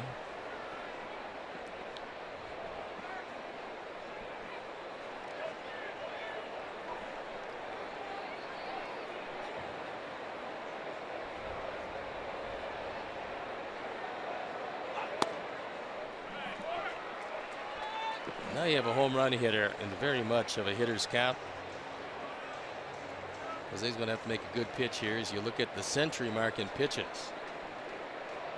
100 of them.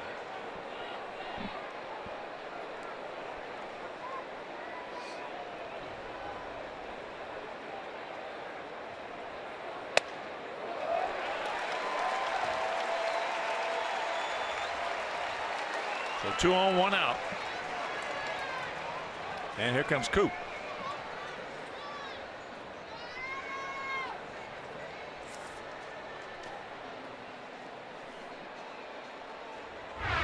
Here's our Dodge upcoming schedule, and tomorrow afternoon the finale of this road trip, and it's on to the All-Star break, which we see Seattle right after, then the off day, and then the Dodgers come to town with all their good young players. So that's the upcoming schedule. See your authorized Dodge dealer to experience a world of performance, design, and fuel efficiency. Go to Dodge.com and check out our powerful lineup. Anthony Swarzak starting to loosen in the pen.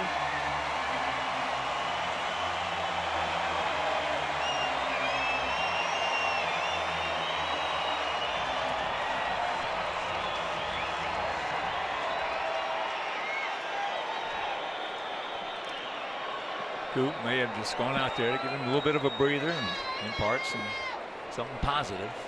As here's Parra. A strikeout, and then Abreu made a good play to get him. Glad that one hung a little high and in. There are more than a few players in the game that would have found a way to get that lead elbow and get hit by a very soft breaking ball and load them up. You got that right. There are a bunch of them. That's part of a lot of guys' arsenal. Yeah, especially when you got a padded up lead elbow. That ball hit into left field. Melky is back. Can't make the play. So that's going to score 1, and it's a 4-3 ball game.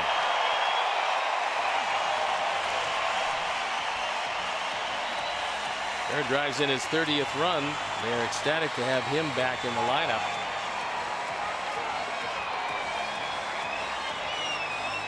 So in a one-run game now, runners at second and third as this ball hit pretty well. It's a high fastball. And Melky goes back. Looked like he had a shot at it, but ball just carries so well here over the outstretched glove.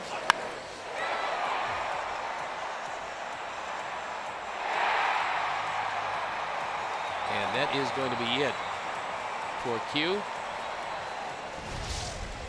As Ricky Renteria going over his lineup card with Sam Holbrook. Swarzak comes in. We'll step out. Be back after these messages.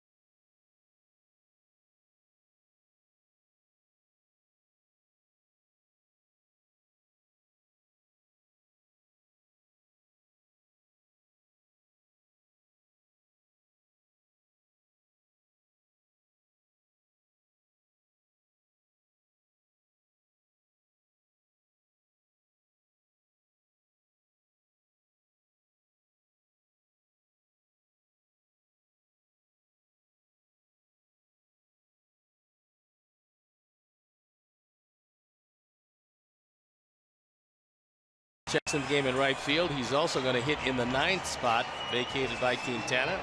Willie Garcia will leave, and the pitcher's spot will be in the 8th spot as Anthony Swarzak comes into the ball game for the 35th time. He's 4-2. His ERA just about 2.5. He inherits the tying and go-ahead runs at 2nd and 3rd. And here's Trevor Story, who has doubled and struck out.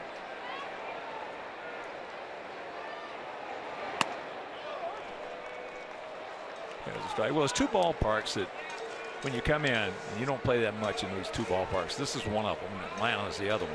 If you're an outfielder, you've got to play at least one, in most cases 2 steps deeper than you normally play because of the carry of the ball.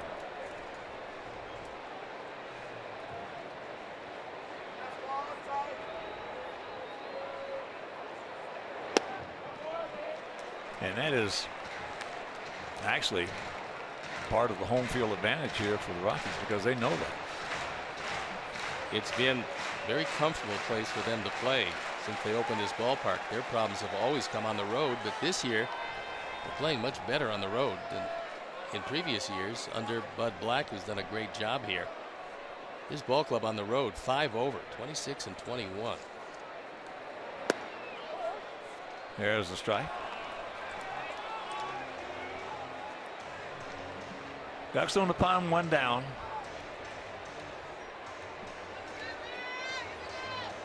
And 1-2 the count.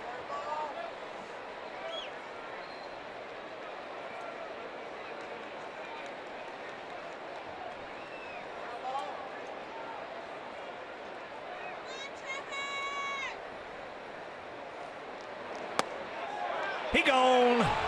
He just aced him right on that outside corner. Yes. Big pitch in a perfect spot. Sam Holbrook ringing him up. This certainly is too close to take. Nice job of framing the pitch by Kevin. And they get a huge strikeout. So they're just going to put Tapia on to get to Walters.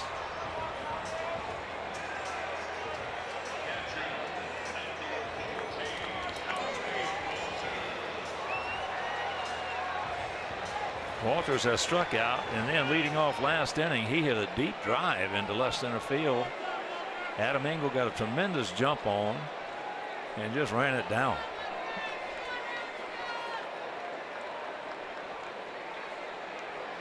This will raise your temperature a little bit, though, if you're Walters.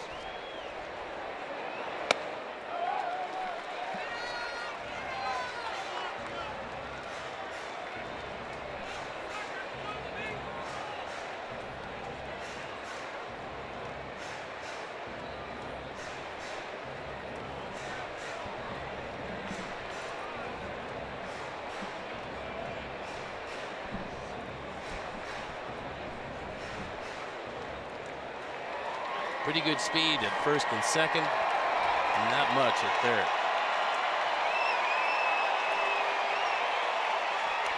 This is a pitch right here that Walters is looking for. 1-0 count, bases loaded, and 1-run ball game. You know what's going to be thrown, and he gets out of it. Terrific job by Swarzak.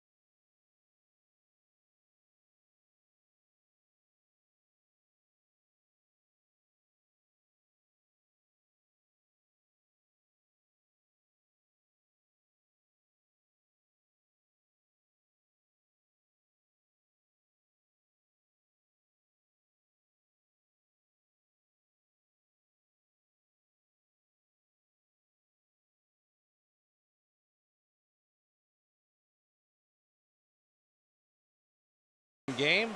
Sox on top. They've out-hit the Rockies, and it's been an errorless game. So Quintana went 5 1/3. He is a pitcher of record. Nolan Arenado with another 2-run homer. 7 runs batted in this series. Great deals are waiting for you now at your local Honda dealer.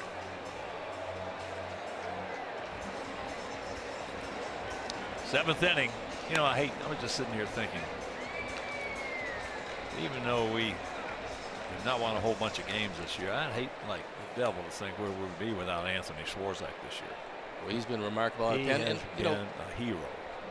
Tommy Canely is the same situation. I told Tommy last night, I said, Tommy, you should have been on the All-Star team. Yeah. Those two guys, I'll tell you what, those two guys, there's Anthony, those two guys have done some kind of job. A lot of injuries in the pen, and Petrichka's been injured a couple times, Putnam out for the year. These guys have really picked up the slack.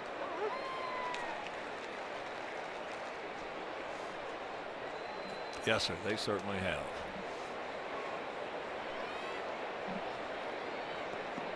Hansen. Digging Quintana's spot. Well, Jose with a sacrifice fly in the 4th inning. Against all odds. Drove in the that's a difference maker in the ball game. Against all odds, had 2 strikes on it. It's all right. With his speed, if he would do that, and they just do get him. That lollipop throw to first base is something that pitchers should never use, because almost inevitably it's not thrown on the money. That time he pulled Reynolds off the bag. He was fortunate to come down on the bag. Is Allen hustling? He can't get there in time.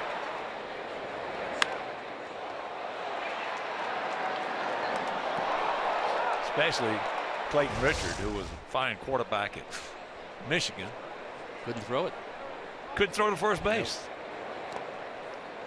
And then we had some other guys, they couldn't throw to first base if they weren't on the mound. If they were on flat ground, no problem. They would airmail the first baseman.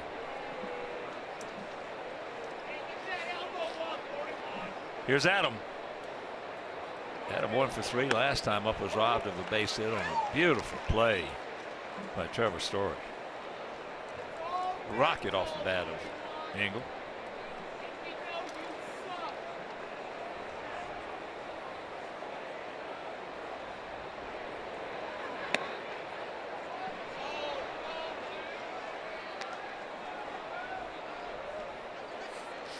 Two and one.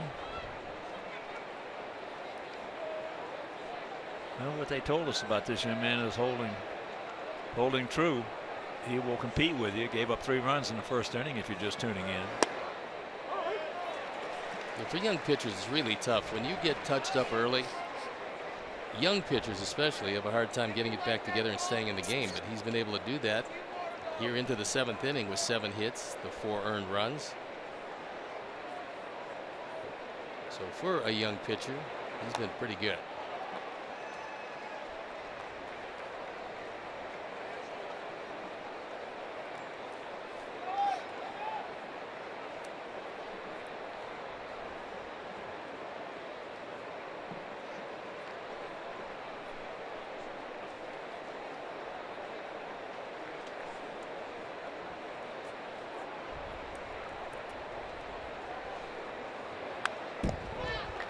And he got a piece of that one. Only 87 pitches for Hoffman, which is a very, very low total into the 7th inning.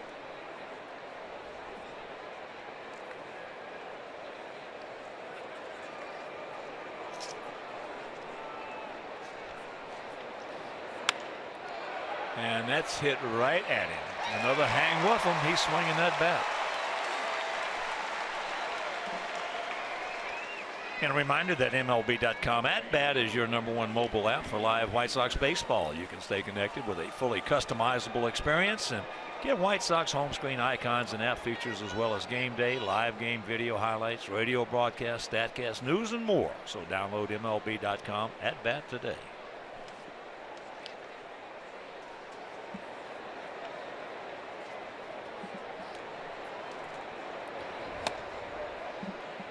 Cabrera's 0 for 3. A couple of grounders to Arenado at third and a fly out to center.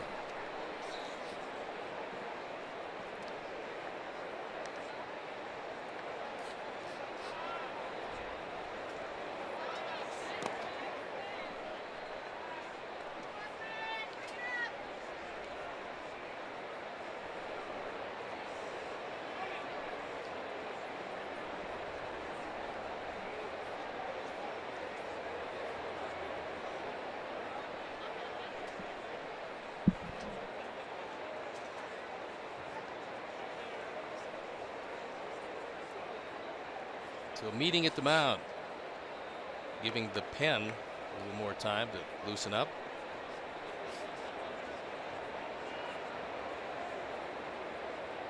See, the first inning was a tough one. 3 runs on 3 hits, forcing him to use 25 pitches, and he's still just at the 90 mark.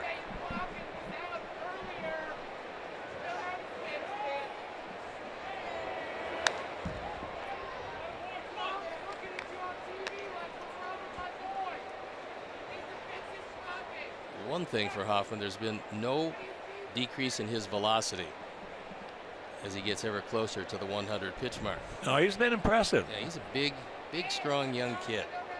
That kid last night was Marquez was impressive too. As soon as Marquez started getting the curveball over the plate, that was about it for our hitters. Well, he couldn't do it early, but he did starting about the 3rd inning. Yeah, that was part of the personality of that game.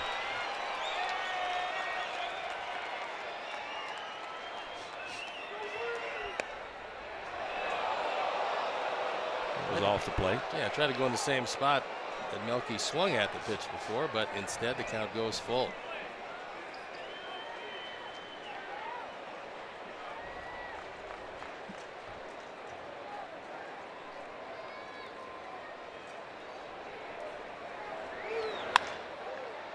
So he's going to have himself a 1-2-3 inning. 7th inning stretch. We lead it 4-3.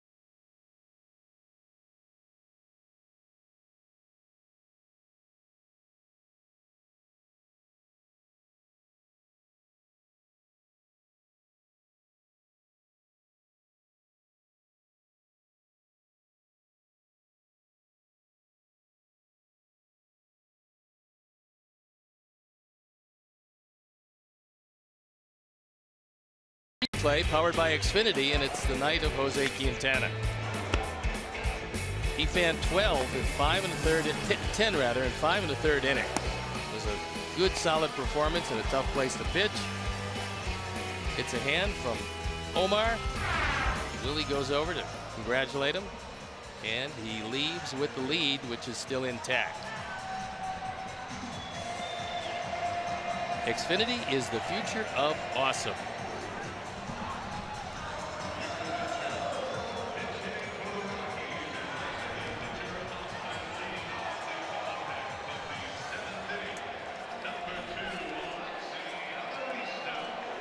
Let's see, Amarista comes on to pinch hit, and Hoffman is taken down.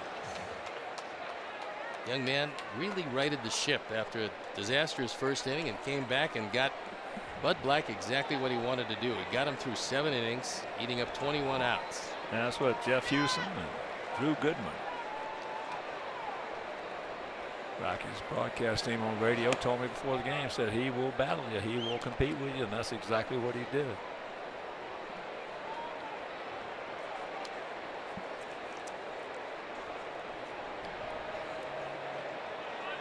Amarista takes a strike. He came in the ball game last night and had a base hit in the 8th inning. He thought that ball was a bit high, but it had the whole zone. Yeah, it did. Can't complain about that. You look at the location, pitch cast.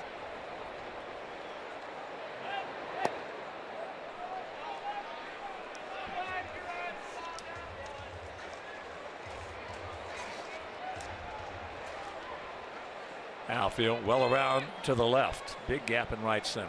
And Marista, their #1 pinch hitter, 6 for 22 with a home run and 4 driven in as a pinch hitter.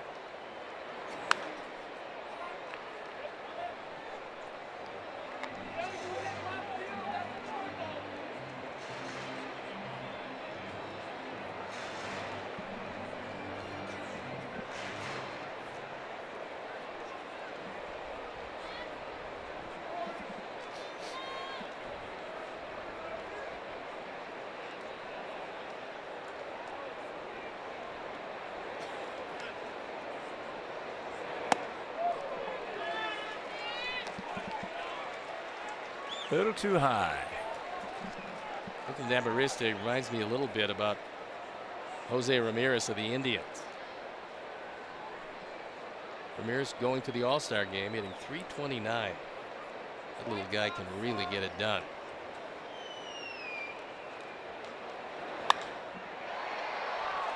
That's into center field.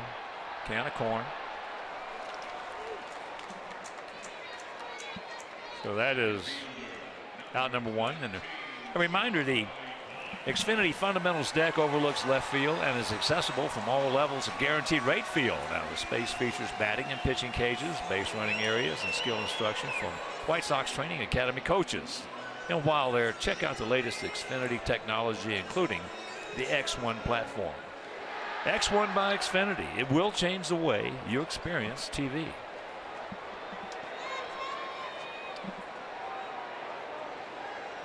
Here's Charlie Blackmon. 2 for 3.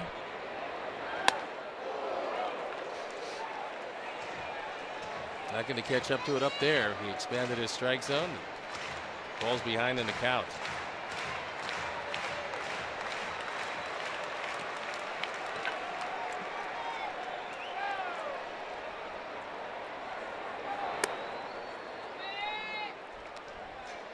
Count evens at 1. Blackmon had a big year last year. .324, 29 home runs. The closest he'd ever been to that was 19. Drove in 82. So career numbers across the board for Blackmon.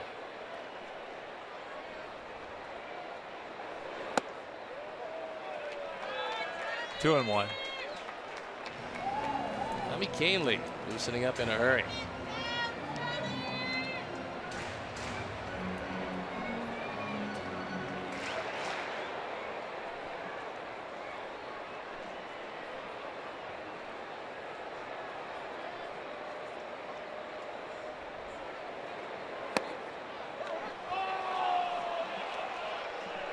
Well, I tell you, these fans here, they call a strike. They get excited. They're very excited. That's a good strike. Good backdoor slider. Caught a piece of the plate. Even from Blackmon, you see where it is. I mean, it had the outside corner. It's a terrific pitch.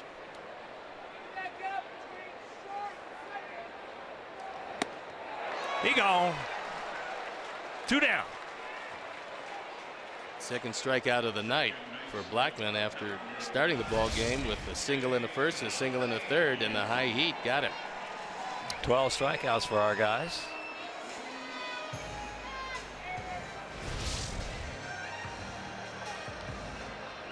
And here's LeMahieu.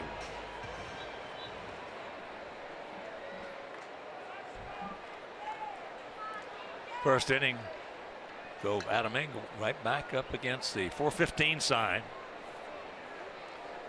And he hit into a 3-6 fielder's choice. There's a strike.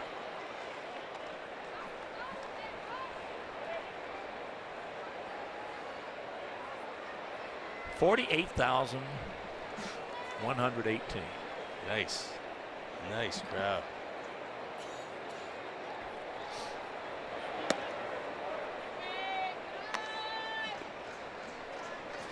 Well, the Rockies are given a reason to come out. This is a very exciting Rocky team. You got good young starters, a resurrected closer in Holland, and some excellent players around the diamond. Yes, a Kansas City special and the right field off the end of the bat. Meanwhile, 2 out, 1 on. Well, this is an exciting team. There's no question about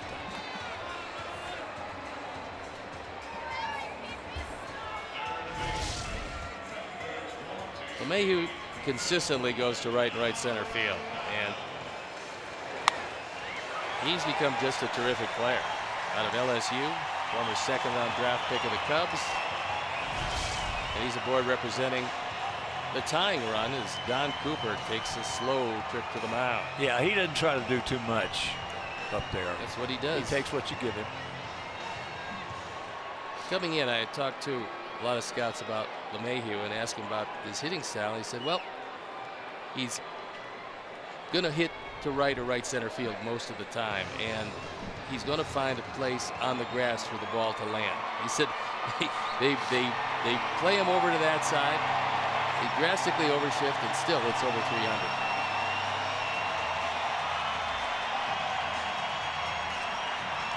Tyler Chatwood, starting pitcher, pinch running for LeMahieu, who's had that groin issue, so representing the tying run with 2 out. They want to have a faster man at first. Well, here's the man. 2-run homer in the first and a couple strikeouts. Nolan Arenado.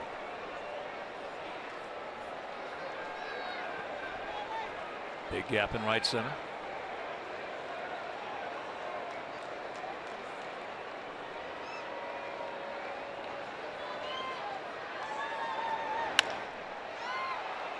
That's a fair ball. Long peg in time. And another terrific job by Anthony.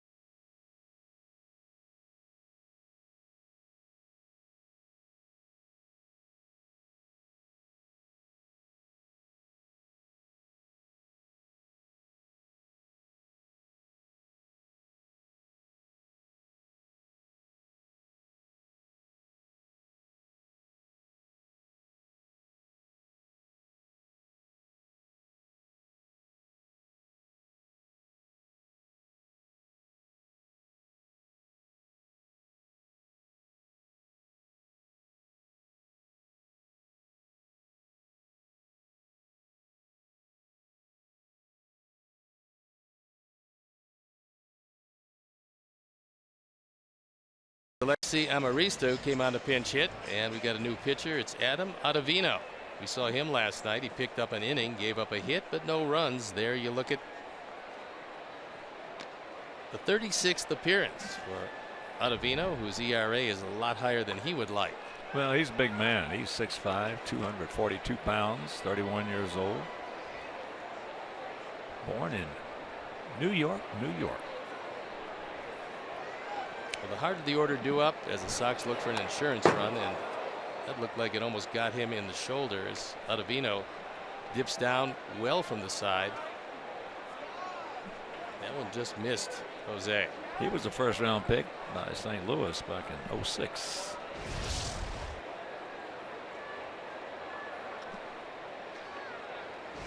Drastically strides across his body.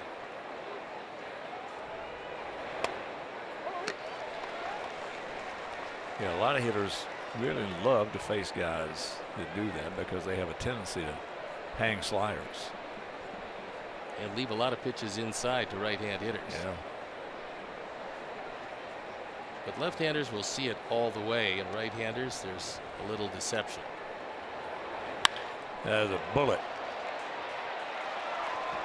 Nice pick right there. Parra can really play defensively because that ball gets by a lot of left fielders, just didn't get by him. It was a one-hop rocket. So Jose with his second hit of the night. This slider floats straight across the middle of the plate, and Jose's just swinging it too well right now to miss one of those. So here's Todd. Todd has yet to have an official at bat. He has walked twice, was hit by a pitch, and he scored once.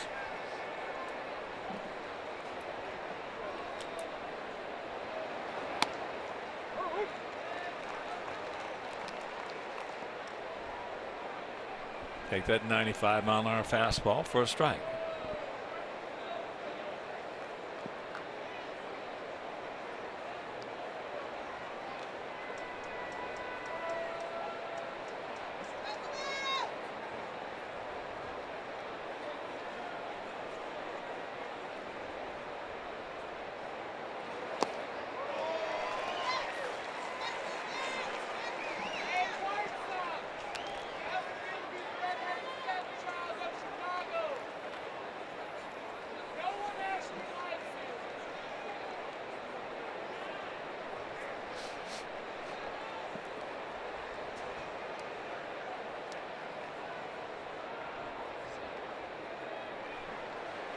All right, Todd. Good two-strike hitter, buddy. Come on. Whistle up.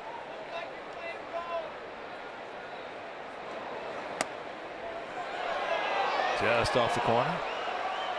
Really good pitch because it was tantalizingly close. There's a lot of guys that would be looking slider here after the last pitch. They went with the fastball and just missed. Well, good job by Holbrook. He stayed right with it. Yep.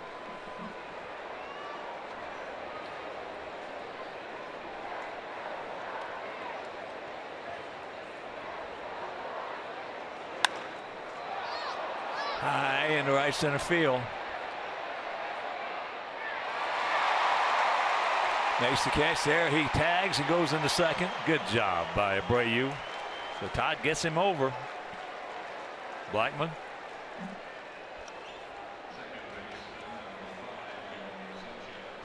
Good heads-up piece of base running, because as soon as he saw this ball go as far as it did, he goes back to the bag, knowing that Blackman does not have a strong arm. He throws a rainbow.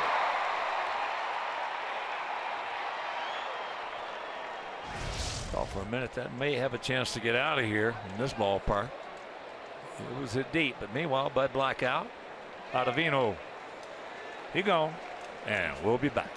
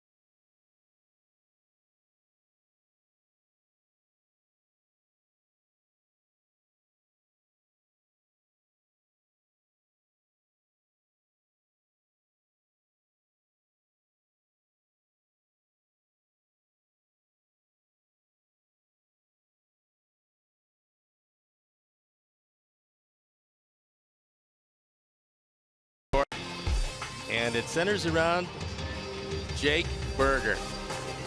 Kannapolis rained out tonight, but 3 at-bats, 3 hits, a double and 2 runs.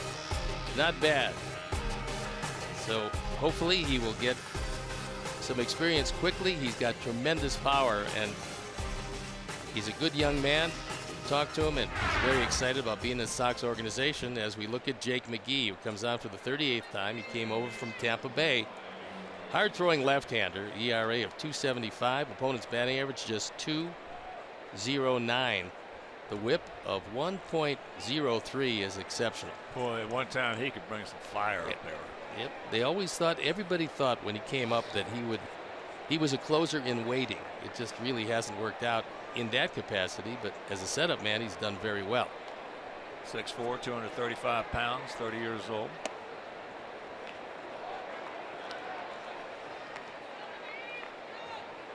And Yolmer, he's hit the ball hard tonight. 2-run triple in the first. He also scored. He's 2 for 3.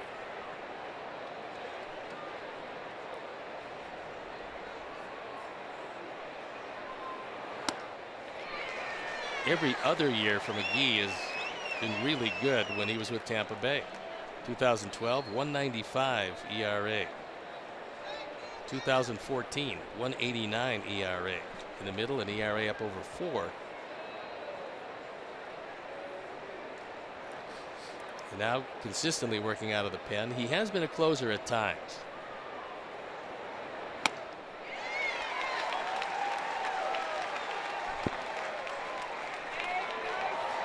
One and 2 the count.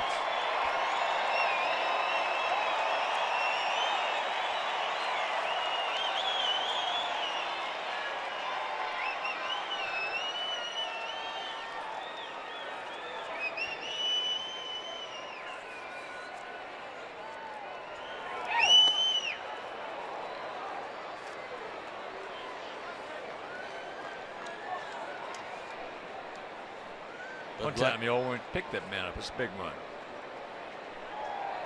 Bud Black decided he'd rather face Yolmer from the right side. Can't blame him.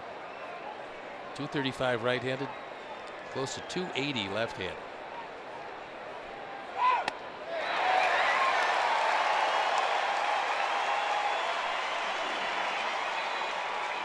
Two down. There's some high heat. Yolmer could not catch up to it. So here's Kevin. Kevin had a big 2-out RBI single in the first inning. He's 1 for 3.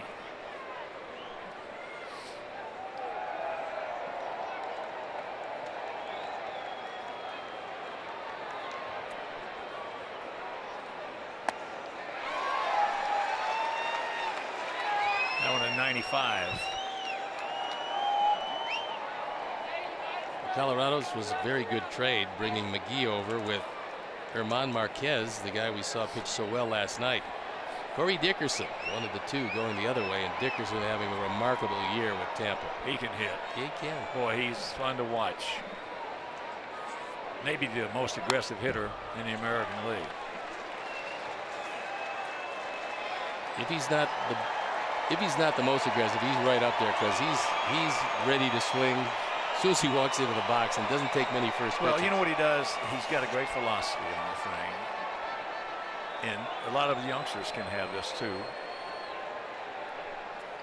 Every pitch is his until he sees it's not. Every pitch is his until he sees it's not. That makes you aggressive. Every pitch is yours until you see it's not. And for a lot of those pitchers, trying to get ahead early with a fastball, playing right into his hand. Exactly.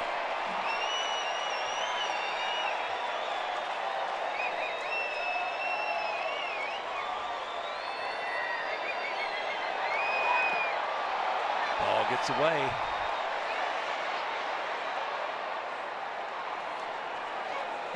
That's going to be a wild pitch.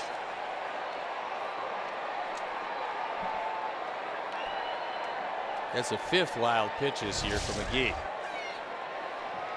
Yeah, with that philosophy there, every pitch is yours till you see it's not.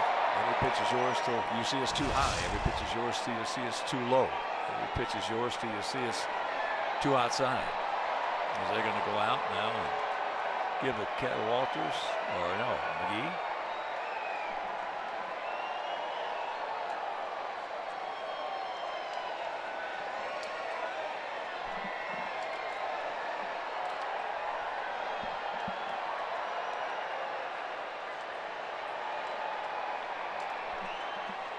He's assuring them that he is okay. With a huge insurance run 90 feet away.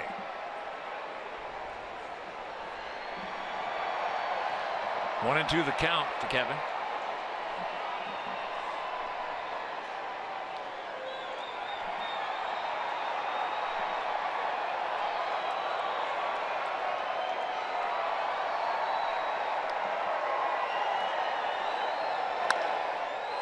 Two hopper. Double clutch. Meanwhile, they get him. And that'll retire the side. We still lead it 4-3.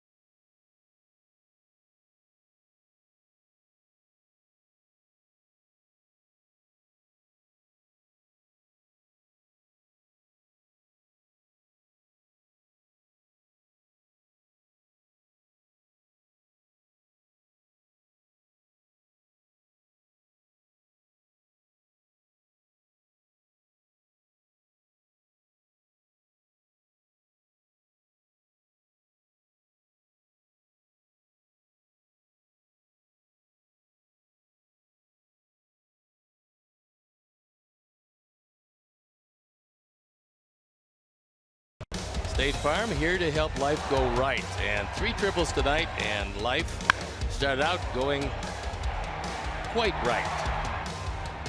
Gilmer drives in a pair with that triple.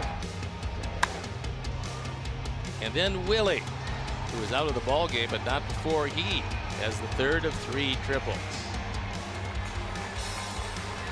Tommy Kahnle comes in the ball game. We've got a 1-run lead to protect. He's out for the 35th time. 0-3, ERA 2.45. Opponent's batting average just 200. A whip of .94 is outstanding.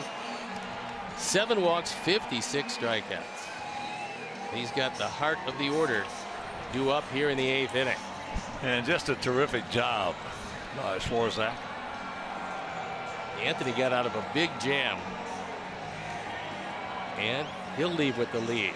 Pitcher of record still Jose Quintana on the plus side. Well, he left him right there. He came in with a couple on and left him right there. And this is a big inning too.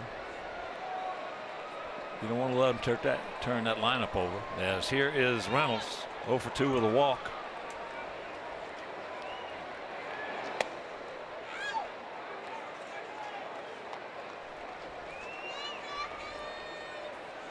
Reynolds has always been a guy, high strikeout guy, but also a guy who could turn a 100-mile-an-hour fastball around. He's got the catbird seat at 2-0.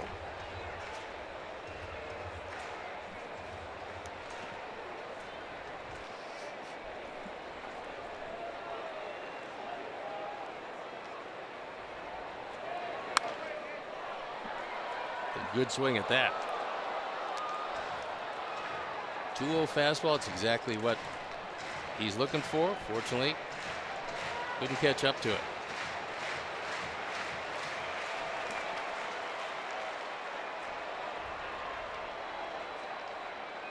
Yeah, he was looking for it, got it, and couldn't do anything with it.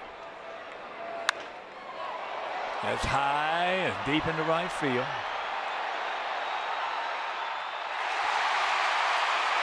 And Hansen can't get it, and that's going to be a triple.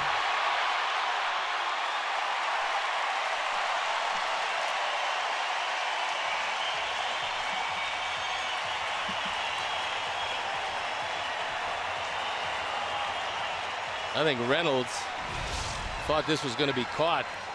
Otherwise, it's an inside the park home run. He just sits and looks at it and then trots out of the box. Otherwise, he's going to score here. This, at least for the moment, costs him a run because of that trot right there.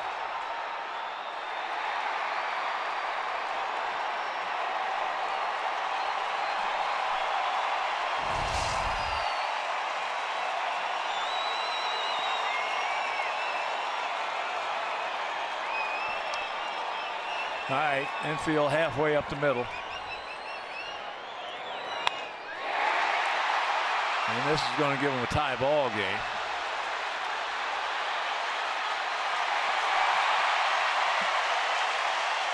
Pyra knocks it near.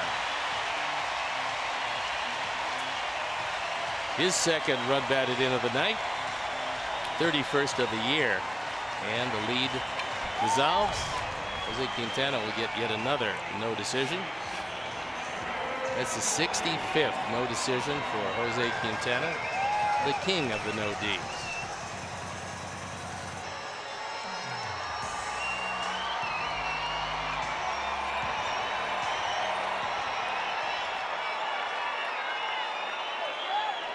Trevor Story, a double and a couple of strikeouts.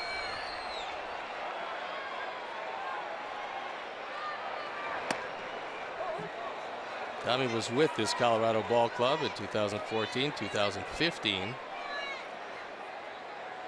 Then got traded to our Sox in exchange for Yancy Almonte.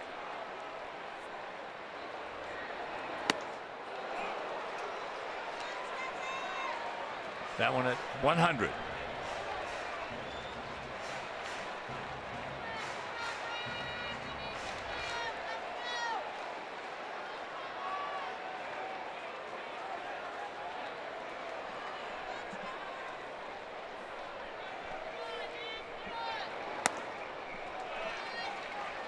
Another one at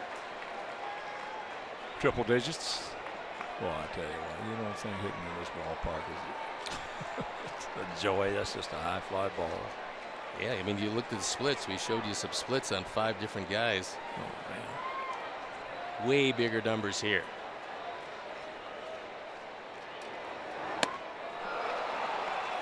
That one at 99, and he gone. Let's take another look at that triple where it hits.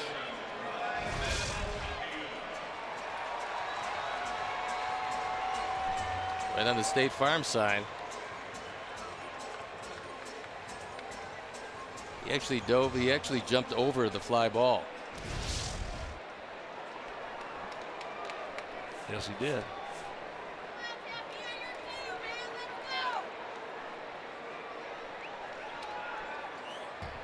Yeah. First rule in baseball, you got to catch the ball.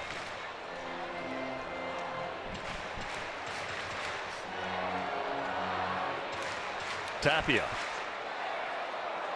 0 for 2 with a couple of strikeouts. He also was walked intentionally.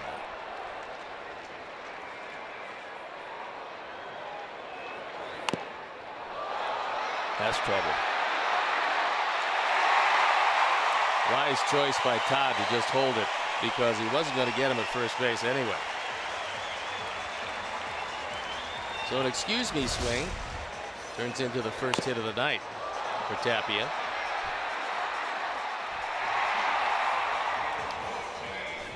Not much you can do with this except put it in your pocket.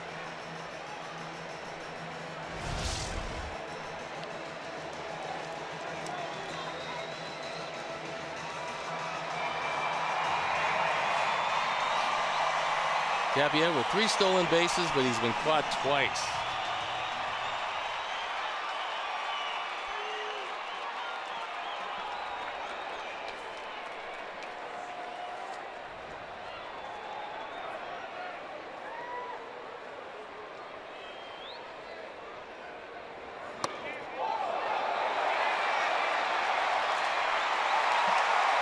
That looked like it might have hit off of Sam Holbrook's shin guard and bounded in the middle of the diamond. So it's going to be a wild pitch.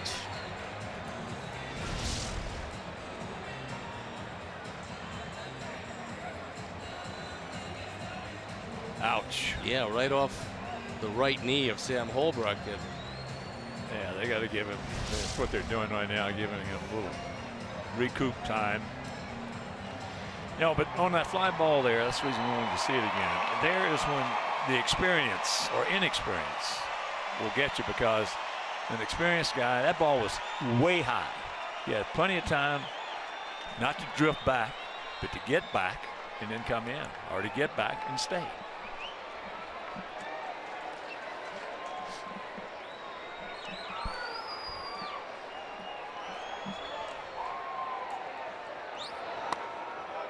You can't do it on semi-line drives, but you can do it on high fly balls, especially in this park.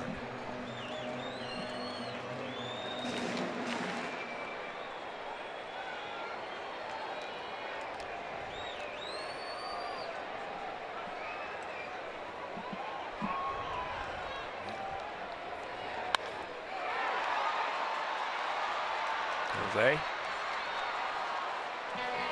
But they pick up a run, and this game is tied at 4.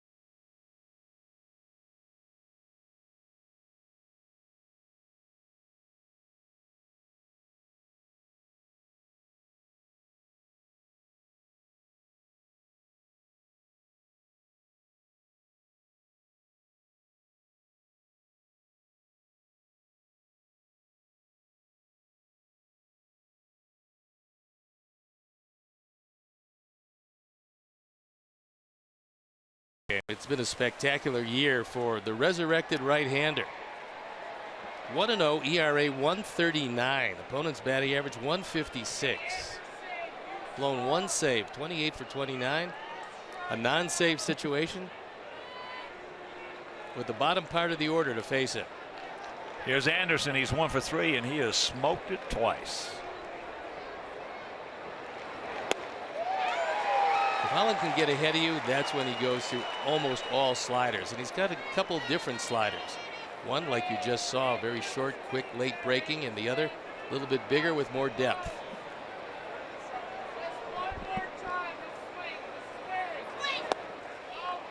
Now, he always has been one of the hardest throwing small guys in the major leagues. And he always pitched at his pace. He got it and he threw it.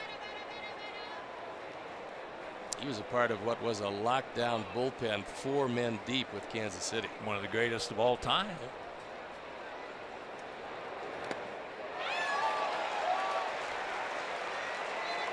One of the things you got to do if you're Tim Anderson, if you're going to expand your strike zone, and we've seen Tim do this on occasion, you got to be ready to run to first base because Holland likes to bury that slider in the dirt, and that's a tough ball for Walter to handle.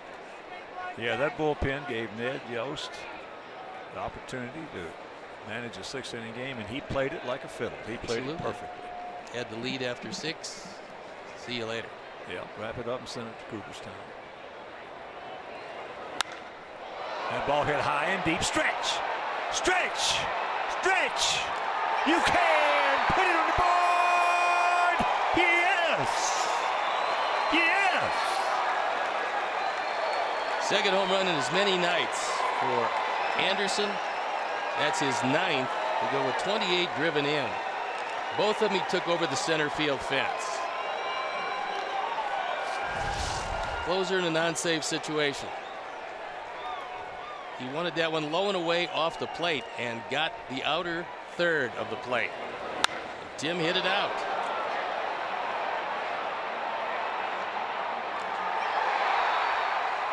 So Matt Davidson will come on to hit for Tommy Kahnle, a very happy Sox dugout, and it'll be up to David Robertson to nail it down in the bottom of the 9th.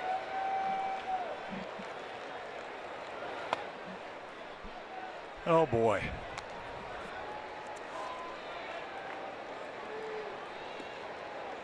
Sixth home run given up by Holland, a pretty high total in 32 innings.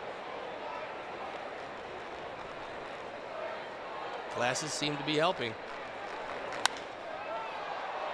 Yeah, well, he just missed out. That's number 1. Let's take a look at who's hot and who's cold, brought to you by Ecobee 4-Smart Thermostat with built-in Alexa voice service and room sensor. Make your home work. Gene Segura, last 6th. On fire. Kyle Seager on the other side of the equation, 1 for 19. So things going very well for Segura, not so well for Seager. And we're going to see Seager as the Mariners come to town starting Friday night.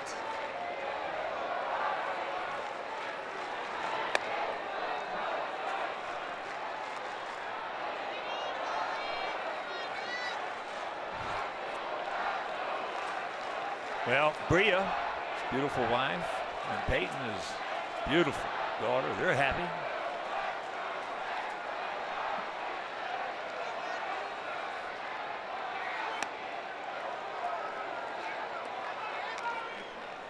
Here's a look at David. Renteria put him in for a few pitches last night. Pitched a third of an inning, gave up a hit, no runs.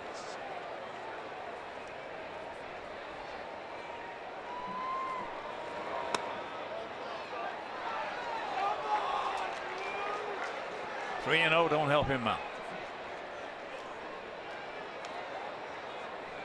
Allen gets on. It's most likely going to be a stolen base attempt. He would hope. I would look for another run. That would be really nice. There's one, because we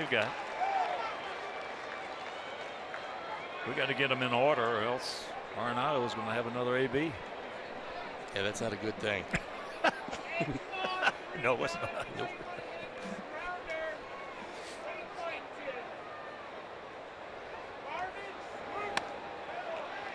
There we go. Okay.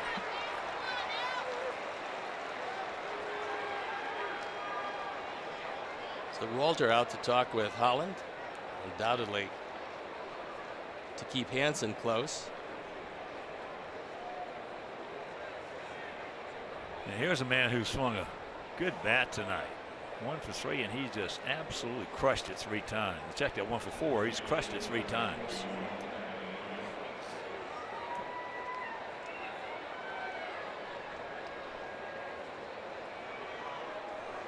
Good lead at first.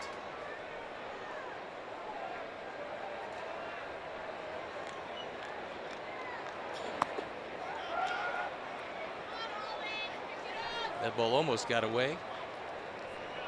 Holland is not quick to home plate, and he chose that time at least not to use the slide step.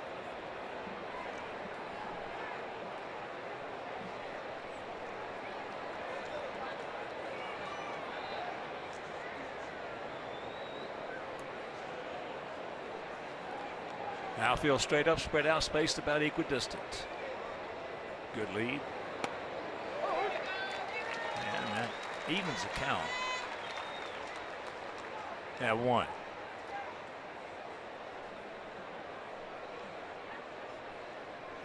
$48,118 in attendance if you're just tuning in. There he goes. He gone.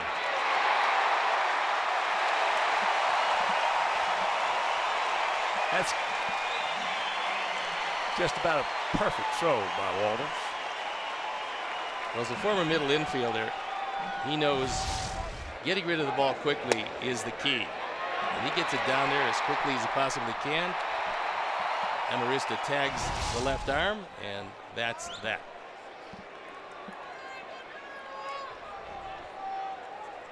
So 2 down.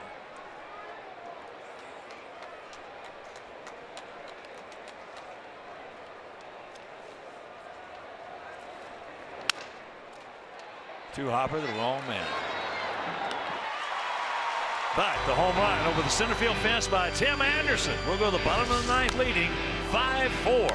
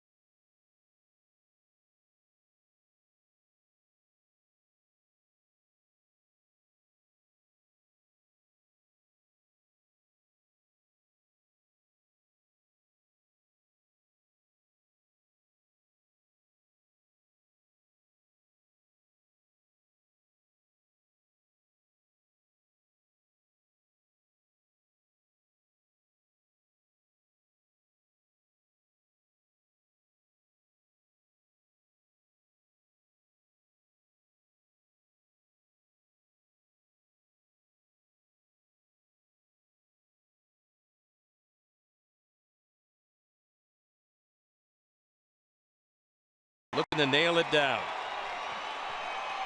There you look at the numbers. 14 save opportunities, including tonight. He's only been unsuccessful 1 time. Opponent's batting average at 189, and leadoff hitter normally the key in a 1-run game. So here is Alexi Amarista. Takes first pitch strike.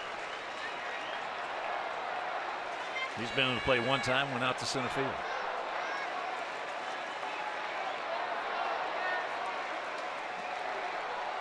Big gap in right center. And this kid looks like he's got a pretty quick bat. So I guess the charts say that's where you got to play him.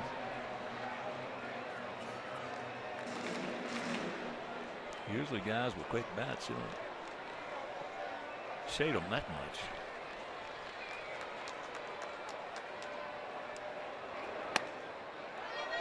Pass off the plate. Go to the count.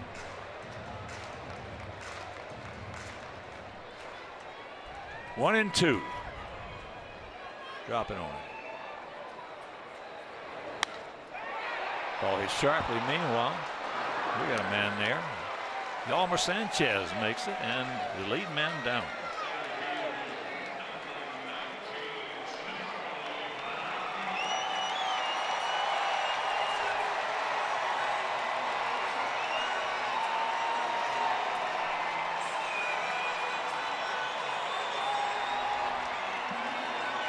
Kevin's out there, and he's telling him what he's seen of Blackmon all night tonight. He had a hit in the first, a hit in the third, and then 2 strikeouts in the 5th and 7th. Kevin's been behind there all 4 at bats. And he went out to tell David how he's swinging it. He's dangerous. Takes ball 1.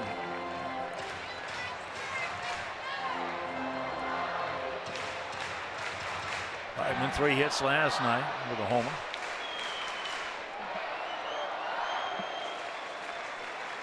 Two hits tonight.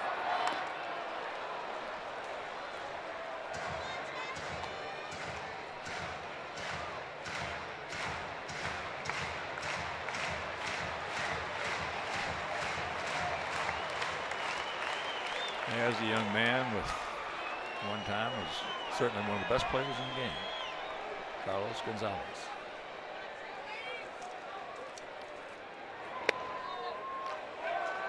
And it's really had his problems. Yeah, this is his walk year, and Cargo's only hitting .217.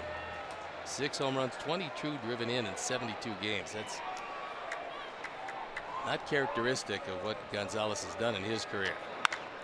That's out of play.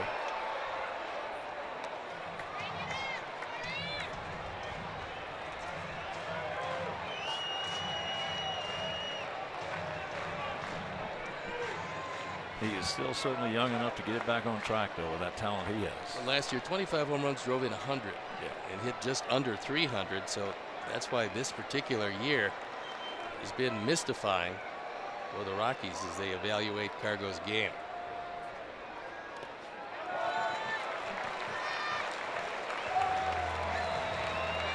It's a full count to Charlie Blackmon.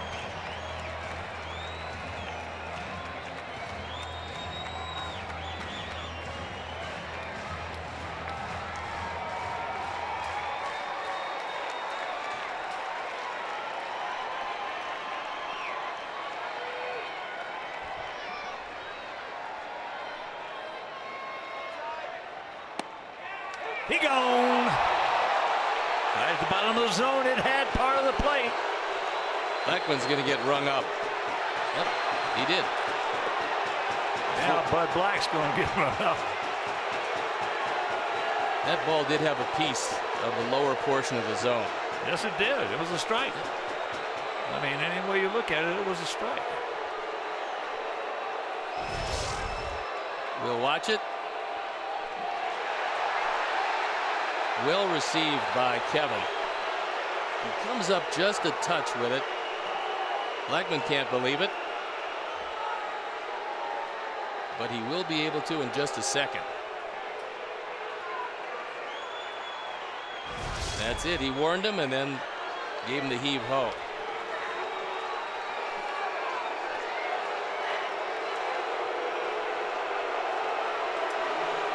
So here is the guy they call Cargo, Carlos Gonzalez.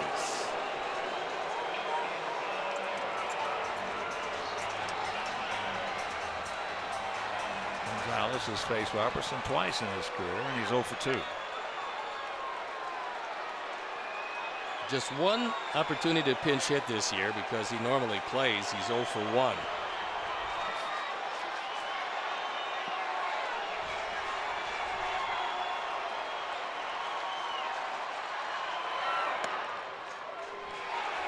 Takes a strike. Outfield very deep all the way around.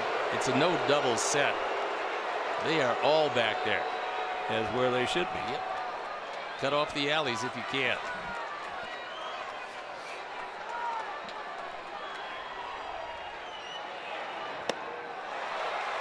If it ain't broke, David, don't fix it. One more out there, maybe just a little lower. Yeah, a little slower. Swings through it.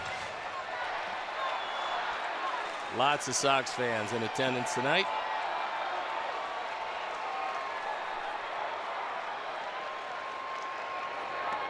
He gone, and this ball game is over. Yes. So the Sox, boy, I tell you, that made that strikeout of Blackman because look who we left on deck. That's exactly what should happen. We'll see Arenado tomorrow. In the meantime, the boys win a big one, courtesy of Tim Anderson.